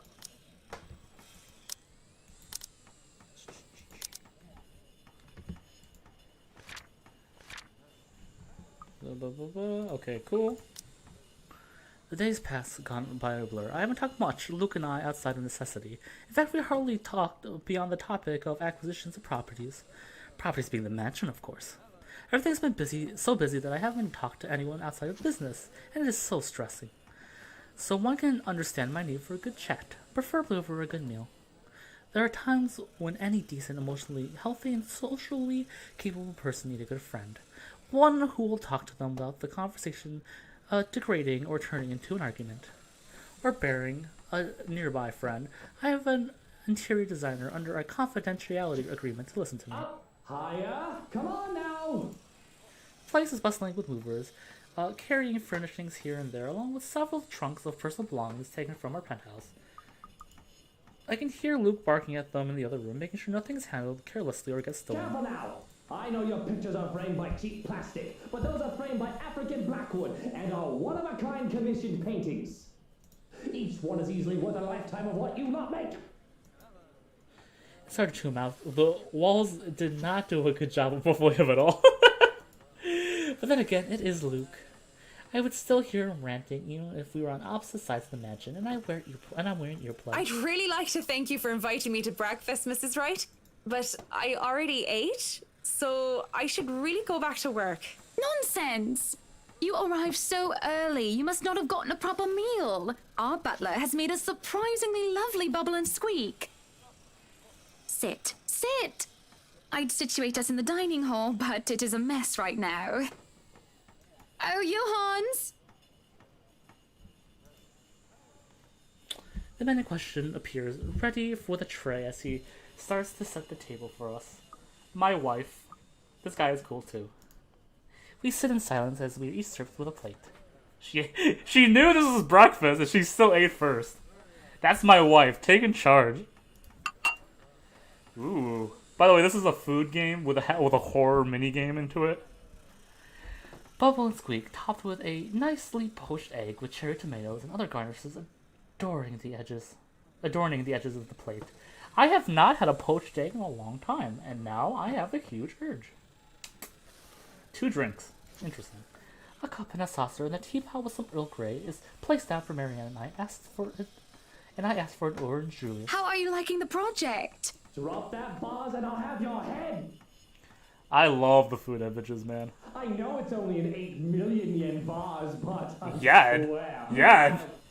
Well, it's certainly a fun challenge, incorporating the designs of a Jacobean manor and the functionality of a modern household. I have ideas I would like to suggest, by the way, about what to use the second bedroom for. I have been informed of your goddaughter and thought a kid-friendly room might be in order. Goddaughter? You read my mind. I was actually going to bring that up. Oh, that would just be so lovely, Marianne. That way, Kylie can bring her friends over as well. And a good friend of mine, Rochelle, is expecting a baby. So, why don't we think about putting a crib in there too? What? Okay, maybe I'm just not rich, which is obvious, but who would buy a crib just so their friend's baby has a place to stay? Who would even think to do that? I can just imagine little ones running around, filling this place with the pitter-patter of their feet. A child! We'd have to make sure they don't trip and fall on the stairs, though. Multi-children! We won't be able to finish everything up until after the party, but we'll have it ready by then, so that all we need to do is to move in the furnishings. Yes, that's plenty fine. It's not like we're in a hurry to have it. And we wouldn't want the workers to disturb the guests or the other way around, do we? Just make sure it's presentable. You know, in case a guest snoops about. Of course. As for the kitchen you wanted, I've already negotiated for the high-end stoves and the hot and cold drawers, so on and so forth. I've got a friend who was able to customize them so that they'll look like the counters we'll be replacing and fit the rest of the interior. They'll be bringing them in today. Have you seen this smile? Mwah. Ah. Sorry. Why can't you people do anything right? Don't drag it. You'll scratch the wood. Excellent. What's wrong with a child? 2 children? But no, really, how have you liked it so far? Oh, it has been wonderful, believe me. Everything is going smoothly too. It has been a long time since I've worked on something on this grand a scale. Nowadays, everyone is about condos and flats. Living in the city where every room is an identical box. Believe me, this is very refreshing. Uncle Drone, this. God, you read my mind right there. We lived in a condo before this, Marianne. I didn't mean any insult. It's fine, sweetie. Look at you, all frazzled. I was just pulling your leg. Luke wanted that penthouse when we got married, and you can thank him for purchasing this place as well. She looked confused. Of course she had every right to be. She no doubt overheard me push that estate agent into the sale, making quite the aggressive offer. She saw me sign the papers for the mansion as well. I just had to stop. Don't be fooled. I'm just the treasury. I wouldn't be able to make a purchase this grand without his seal of approval. I see. That's it. That's all you have to say? Yes. It wouldn't be appropriate to comment further. It is unprofessional. Unprofessional? Yo! My wife is the greatest, and Hannah can fuck off. No offense to Hannah fans. I can't help but let out a deep sigh as I stick a fork in the dish. I didn't want professional. I want someone who will either agree with me, even if it's just for the sake of agreeing, or someone who will try to talk some sense into me. Hannah a bit, hell yeah. These responses are so boring. There's no discord in the middle. The food is good. Best bubble and squeak. Of course it is. Our kitchen staff only uses the freshest, hand-picked ingredients. Only the best for the Wrights. Mr. Wright is not joining us? No. He is far too busy bossing people around. The best woman, Marianne, professionalism. He even refused to join me for breakfast earlier. Hence, this. I see. My apologies. I really don't know what sort of response you expect to get from me. Oh, there's the clatter of silverware as I slam my hands on the table. It's frustrating. I'm frustrated. And Luke mostly. But Marianne's neutral, professional answers are certainly irksome as well. You're a human with feelings and opinions, aren't you? Don't give me this bollocks about being professional when we're having a nice, friendly chat over a nice and friendly breakfast. I can only talk about interior designs for so long, and I detest one-sided conversations, Marianne. But I really don't know what to say, Mrs. Wright. We were talking of no topic in particular, and... Luke. We were talking about Luke. About him not eating breakfast with you? This hurts, I'm not gonna lie. About him treating me as if I were some treasury. She does not seem friendly. I didn't realize I shouted that loud until it was too late. It's almost stunned silence that settled before I stumbled back to my seat. Hiding my face behind my hand, I can feel my shoulders shake. Breathe, I told myself, calm down. But it's just so hard. Honestly, sometimes I feel like he doesn't love me anymore. Oh, have I been so blind? Did he ever love me at all? Was our marriage all for the sake of saving his company and his wealth? That is rich people in a nutshell, Carrie. I love Marianne. All of you stay back. Stay back. She's kind of terrible. Yeah, I agree. Because? I say that out loud again. No, this is bad, unacceptable. It's been rumored before, the real reason for our engagement, but if anyone were to know about this, marriage is a necessity that to carry out political and financial power used to be a common thing, but the Evelyn's Right union is the perfect happily ever after. Was supposed to be. Marianne and Zach are the best. I refuse to stay back. I refuse to... Gaia, I at least commend your good taste. Carrie, it's not about who saw what first, it's about what Marianne wants. And I'm sorry, but she's on my computer screen, and thus consensually, she wants me more. I get it. Sorry, Carrie, better luck next time. Snap, snap. It's true that we first met each other in order to discuss dealing, to make the then failing Wright Enterprise a subsidiary for Evans Incorporated. We could share. We can share. So it's like we can all marry Marianne. She's into that. I do remember being in love with him, and there were times when he said he loved me back. Yeah, for sure. I do like Isabella. Don't get me wrong. Isabel? I forgot. Is it E or A? I like her. I swear. I just don't remember exactly the spelling of her name. Oh fuck. Isabella. Yeah, I thought it was Isabella. you know, I think she's put in a rock and a hard place because of, you know, drama and shit. But I do like her. I think she's cool. I'll tell my tier list at the end of this video. Either way, I do not want the right name or the Evans name dragged through the mud because it's a slip up. And if Marianne so much as talked of this, well, obviously we are not threatening Marianne, but so I'm not even gonna ask for the public opinion this time. Sorry, everyone. Hell yeah, fuck yeah. Though I don't really care if Hannah has opinions on people, real talk. So I'm only doing this because there might be a scenario where I play as Marianne and like I'm being chased by Ghost Girl, and I have to ask Hannah for help, and she won't help me unless I'm friends with her. Marianne is a good sort, isn't she? So far, she's been reasonable, accommodating, even towards Luke's ridiculous requests. As for her silence, yeah, we're not threatening her. Easy peasy. Patient and professional, did it only extend to business? Which people understand that things like this are not as simple, not as clean as they're painted to be. Certainly, I can talk to her.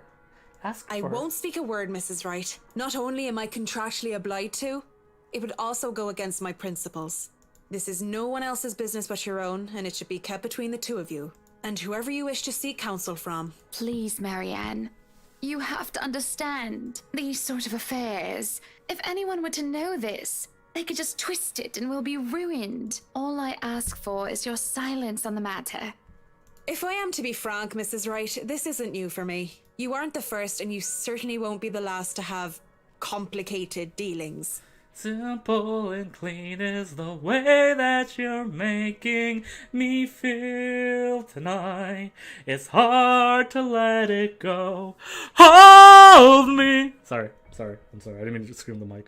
Unless what you're doing is illegal, I turn a blind eye. Tell Marianne. Did her name wasn't it not Mariane? Never mind, whatever. Yeah, she's professional. She's the best. Can I trust her? If I wasn't in the same boat, I'd be trying to pry those secrets and gossip with you about them by now. Well, I'm keeping that information confidential as well. It's not like I have any other choice, do I? Thank you. We continue to eat our meal in peace, finishing the last food and drink. When the door to the parlor opened, Marianne and I are just sitting in silence. Anytime, Gaia, anytime. Madam, the photographer from Luxury Living is here. I give him nothing but a small nod. This was a wonderful meal, Marianne.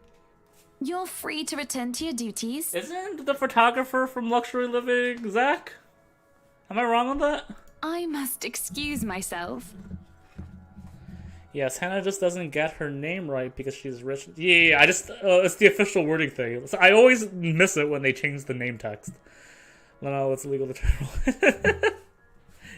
I mean, that much I do get, Gaia. It was my pleasure.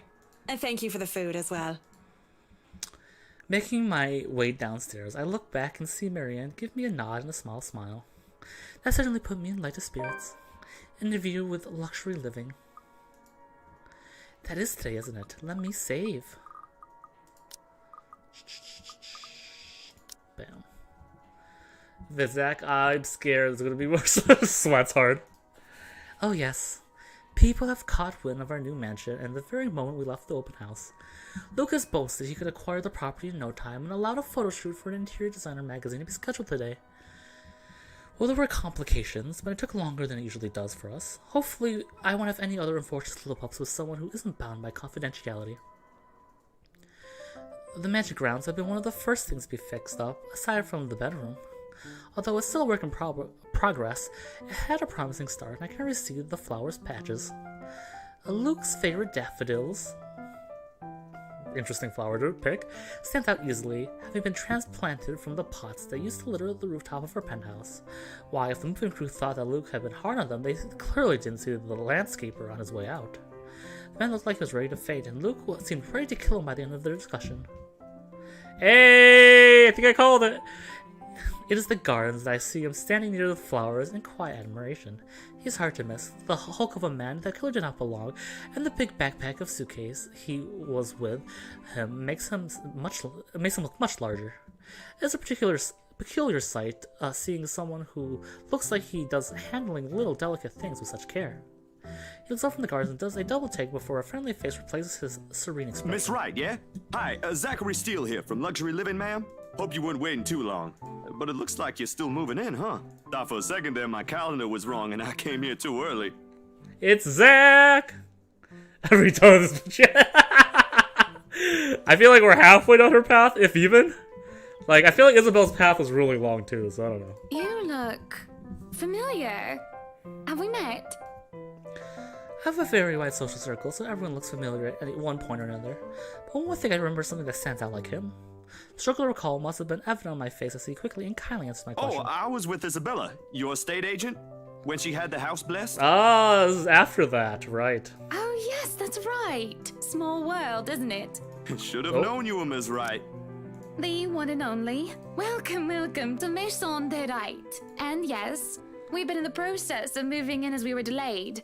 But it won't be a problem. This must be so awkward for Zach.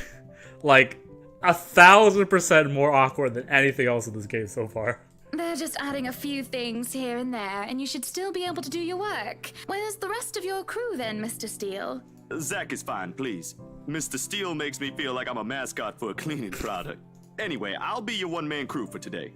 Don't worry, been doing this gig for a while now.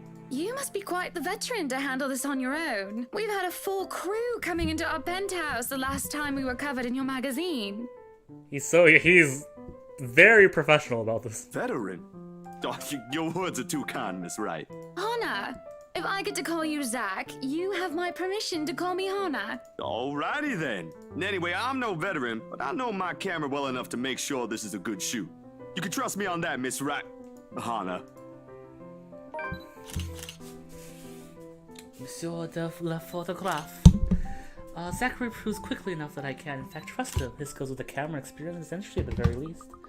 Let's say it real fast. He is kind and courteous, listening, following, and as I lead him around the house, a really nice fellow, and he treats our house staff well, whenever we cross paths with them. Hannah. Yeah, I agree. Took me a double take as well. I answer his questions to the best of my ability, and he's patient enough to answer mine whenever I get curious enough. For one, I ask what the bags are for. They are quite the magician's toolkit. From inside, he has procured several items to embellish the interior with. Bowls of fruit, lemons, trays with pepper mills, stacks of cookbooks, cutting boards, and glass canisters filled with colorful nuts and grains are brought in for a kitchen setting. For the bathroom, there are white towels, seashells, and decorative soap. That was a huge bag, holy shit. There are other things as well, too numerous to count, all in that large backpack. Tricks of the trade. Softens up a room, makes a place feel more homey, and fills it up with texture. But you guys probably have better stuff I can use for this. No lights. Don't tell me all of these are just props. Well, I've got my tripod here. For things like these, natural light is best. I'll just have to set the shutter speed to a real slow setting, and as long as nobody steps into the shot, it'll look great. Oh, it better. We go through rooms one at a time, though we first tackle the ones that the movers have no business in anymore. Damn, this room is nice.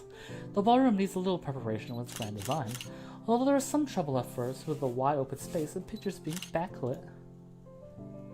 It's the kitchen that Zach's props come in handy, considering how Johannes kept the place so neat and sterile, one could practically eat off the floor.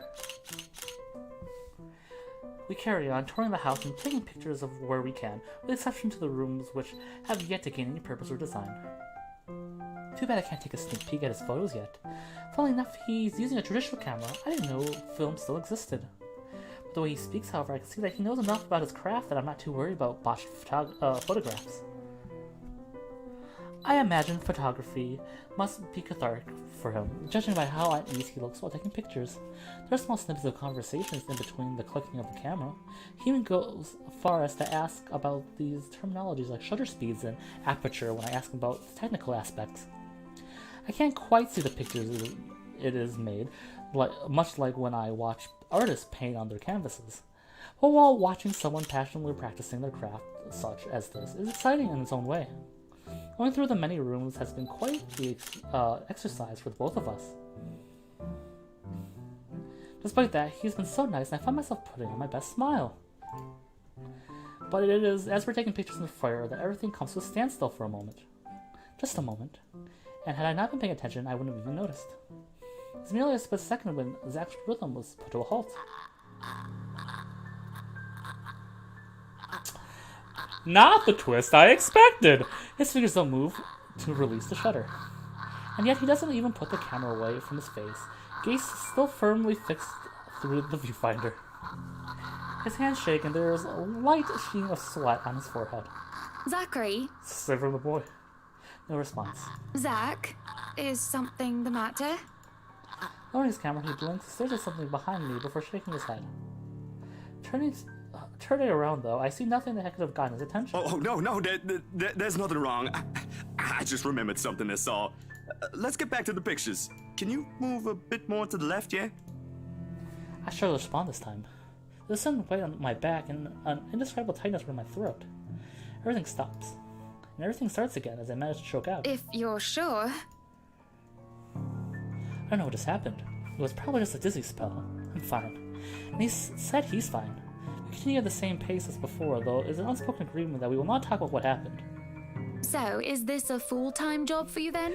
Woo! Turns on turns, boy! Nah, I just freelance mostly, for magazines, newspapers, and events. So you can't really call it a full-time job. It's fun and it puts food on the table, but it's not what I really want to do. At least, not all the time. What is it that you want to do then? I have been out of line sticking my nose in other people's business, but I can't help but ask. I regret doing so as I see his shoulders slump and the easygoing air he has fades away. He also looks torn whether he wants to talk about it or not. Films. Documentaries mostly. But cinematography is a lot more difficult than photography, right? I was working on this thing, actually. What thing? Well, it wasn't really a big thing. People didn't like Blue Fonzie very much. People don't like a film about colors. He's gonna watch this movie? Oh, snap! I suppose they would have liked Blue Bibby a lot more. Very funny. So, Grand Director, do you want to tell me what Blue Fonzie is all about? He hesitates. But when I refuse to budge on the matter, he gives in and spills it all out. Blue Fonzie... Le plus sombre de noirs britanniques? I don't fucking know. Just read this line. It's way longer than I expected. Dark blues, the darkest hours of the Black British. He speaks with passion of one who has gone through the very matter he is concerned with. There is conviction, knowledge, and experience in his speech. Why, I would have told him that he is an amazing speaker if only I wasn't so engrossed listening. Prejudice and discrimination in schools and the workplace, lesser chances for opportunities and higher chances of being treated like a criminal. He spoke of blacks and people of color in general still being treated like second-class citizens. All because of the color of their skin. And it's just positively riveting. And sad. It comes to a point where he loses steam. He looks abashed, realizing that what he had just done. Sorry, I just got so carried away and... It's fine. It is really so fascinating to watch people talk about their passion after all. You should see how your eyes light up when you speak so fiercely. You do have very beautiful eyes. This is fucking weird. Uh-huh. Thanks, I guess.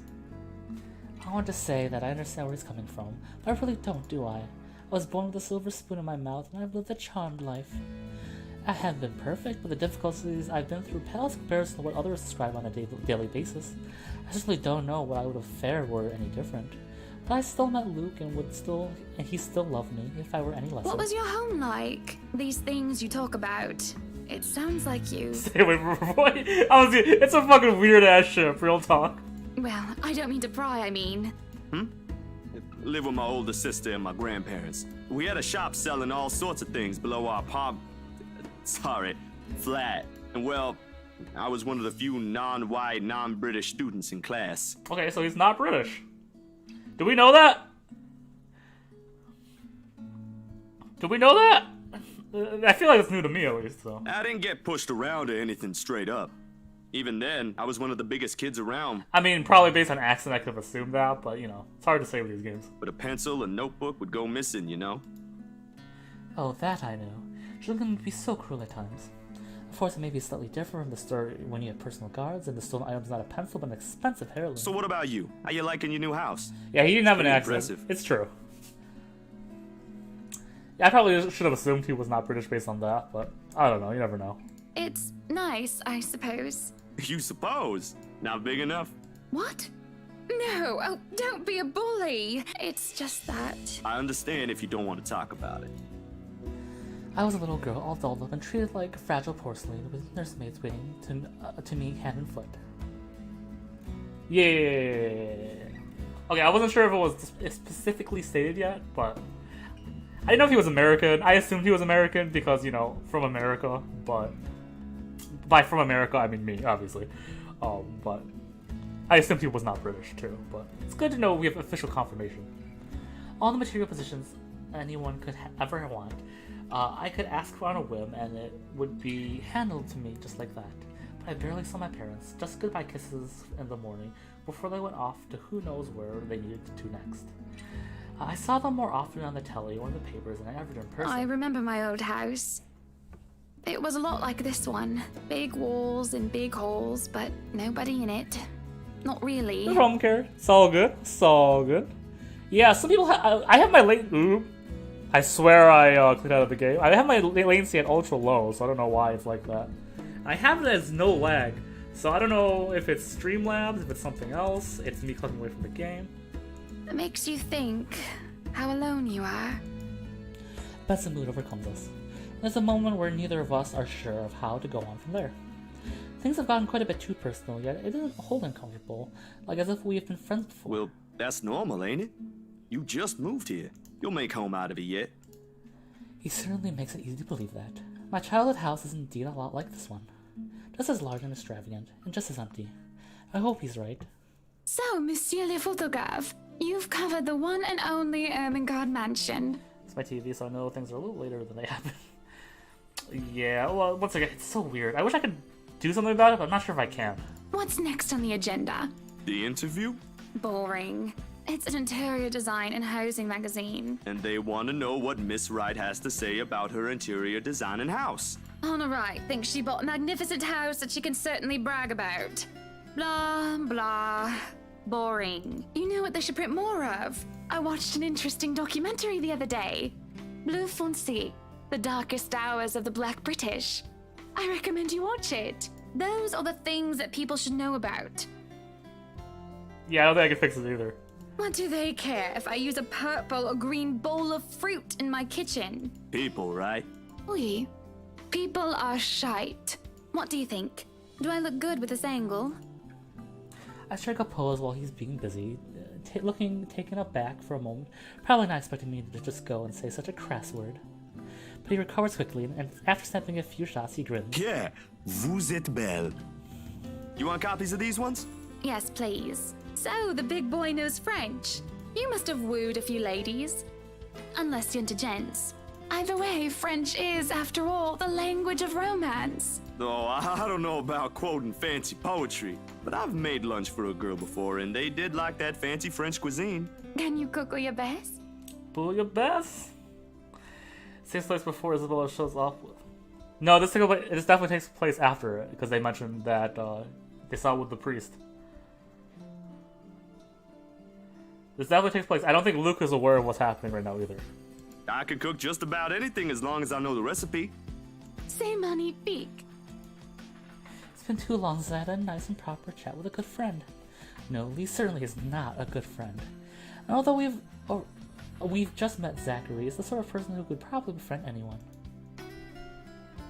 I mean, that would make sense, Harry. I can see where you're coming from. And would be a good story thing, but it just didn't happen, so. He's just a comfortable person to be around. A bit too comfortable. The photo shoot went by a breeze, and somewhere along the line, as we talked and laughed, I found myself getting a bit too close without realizing. He'll give me this strange look until I back off, and he'll go back to asking questions after I agree to do his interview. It's just odd. Well, no. Me being friendly isn't that odd. That's how I am. Zach.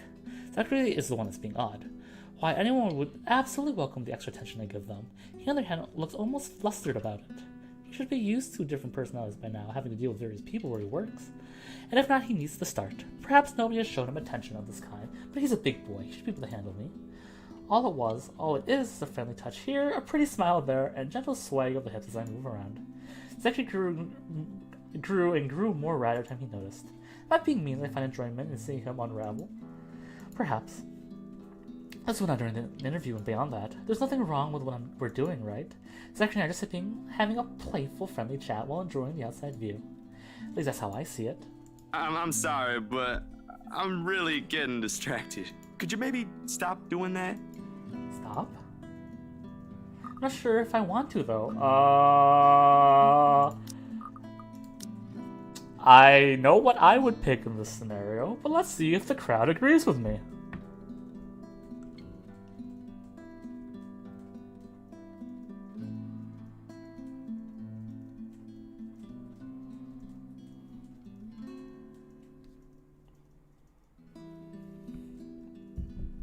Angry face?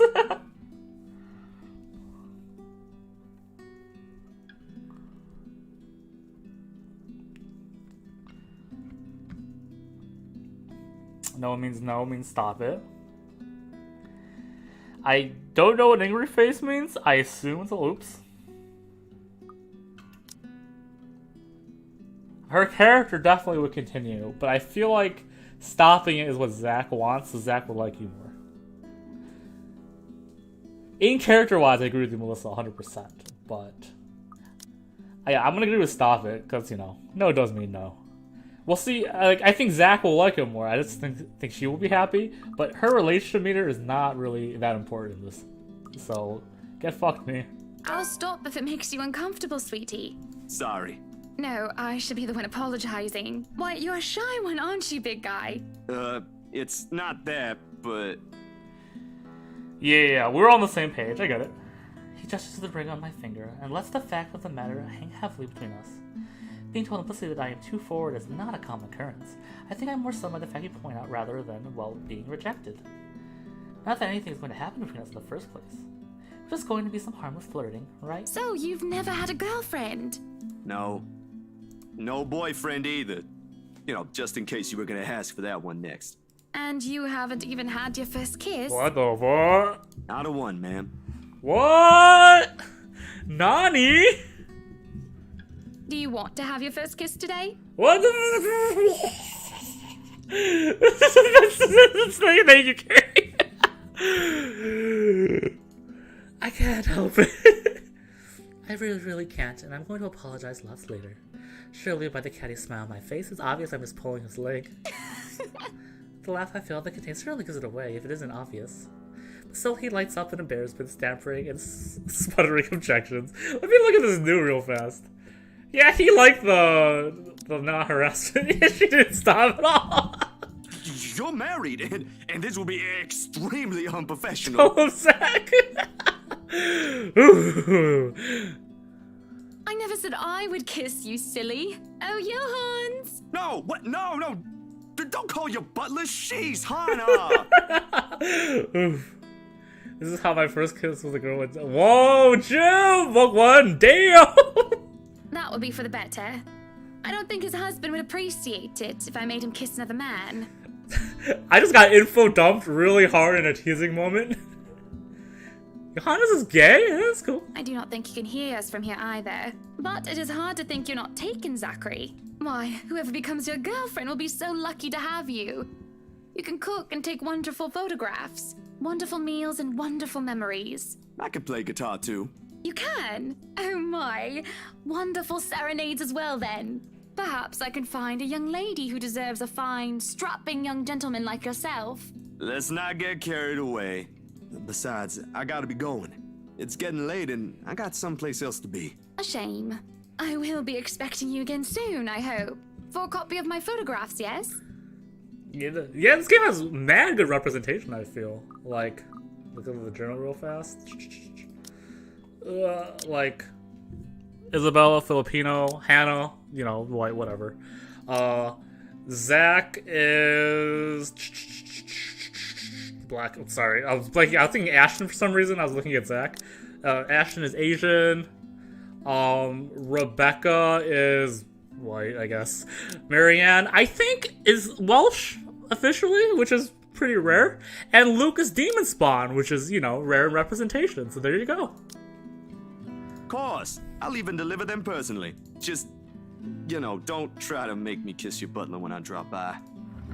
As fate would have it, the very moment the words leave his mouth, Joanna's come out of the house. Judging by the slight raise of his brow, he had only heard the tail end of the sentence. There shall be no kissing of any butlers under this roof, Dunker. Got him! Yeah. Also that. Yeah. Like, it's back. I think, Hannah's confirmed bi. Marianne might be bi. I really don't know yet, just off of the one blush, because she could have just... She seems easy enough to embarrass, so... We'll find out. She could be gay, she could be straight, she could be bi. It's hard to say either way. And I think it's confirmed Zach is straight. I could be wrong on that. But you are not under a roof, are you, Hansi? To my amusement, he takes a step back, safely placing himself on the threshold of Freyr under the roof of the house. Just as ever, he is quick to return with a sardonic reply. I am now. As I was saying, madam, it's about time for supper. Will I be needing to set an extra place at the table? Yeah, it's like... It's hard to say, because, you know, she gives the professional responses. And she does those blush moments, but... You know, when we get her chapter, we'll definitely find out, I feel. Oh, what? No, I was just leaving, actually. So, you have a good night, Hannah. And you too, Hansi. It was nice to meet you, Zach, honey. You have a safe trip. He nods in the ground in his face as we say goodbyes. It's the sweetest that I've ever seen. I linger, looking out for him with his relatively tiny bicycle, backpack safely secured in the basket on the front, and suitcase hooked onto the back. I watch as he went down the path back to Anselm Village, until he's nothing more than a blip in the horizon. I can't help with a small smile on my face as I go inside for supper. Okay, I will actually take this moment and call it here, if that's okay with you guys. Just because it's getting close to 11, blah, blah, blah. I think this is a good ending point. I don't know how much of this chapter we've done so far. But, yeah, liking the game. Really liking the game a lot so far. I'm very curious what will happen to Isabel. I'm hoping Hannah will grow on me. I did not mind her interactions with Zachary, though I think that's more Zachary carrying things than Hannah. And, wow. We fucking really like Mariana and Zachary. Hell yeah. Fuck yeah. Good choices. But yeah, so, you know, we're gonna keep streaming this next time. We will definitely, at least my goal is to finish Hannah's route. Good stream. But yeah, thank you. Oh, once again, I had mad viewers today again, too. I'm very thankful. You guys are the best. Character development's great. Yes, I'm so curious about some of these characters. Because if this is the path next, the next fucking streams, this is fucking Goldmine City. And then this, I'm really not looking forward to playing as Rebecca, if that happens. And I'm really not looking forward to playing as Luke. Ash, I'm kind of curious too, but this is Goldmine City. So you definitely want to see the next few streams. You know, pitch endorsement plot. Because if we play as Zach next, and we play as Marianne after that, holy fuck. Yeah, I will definitely not take a break from this anytime soon.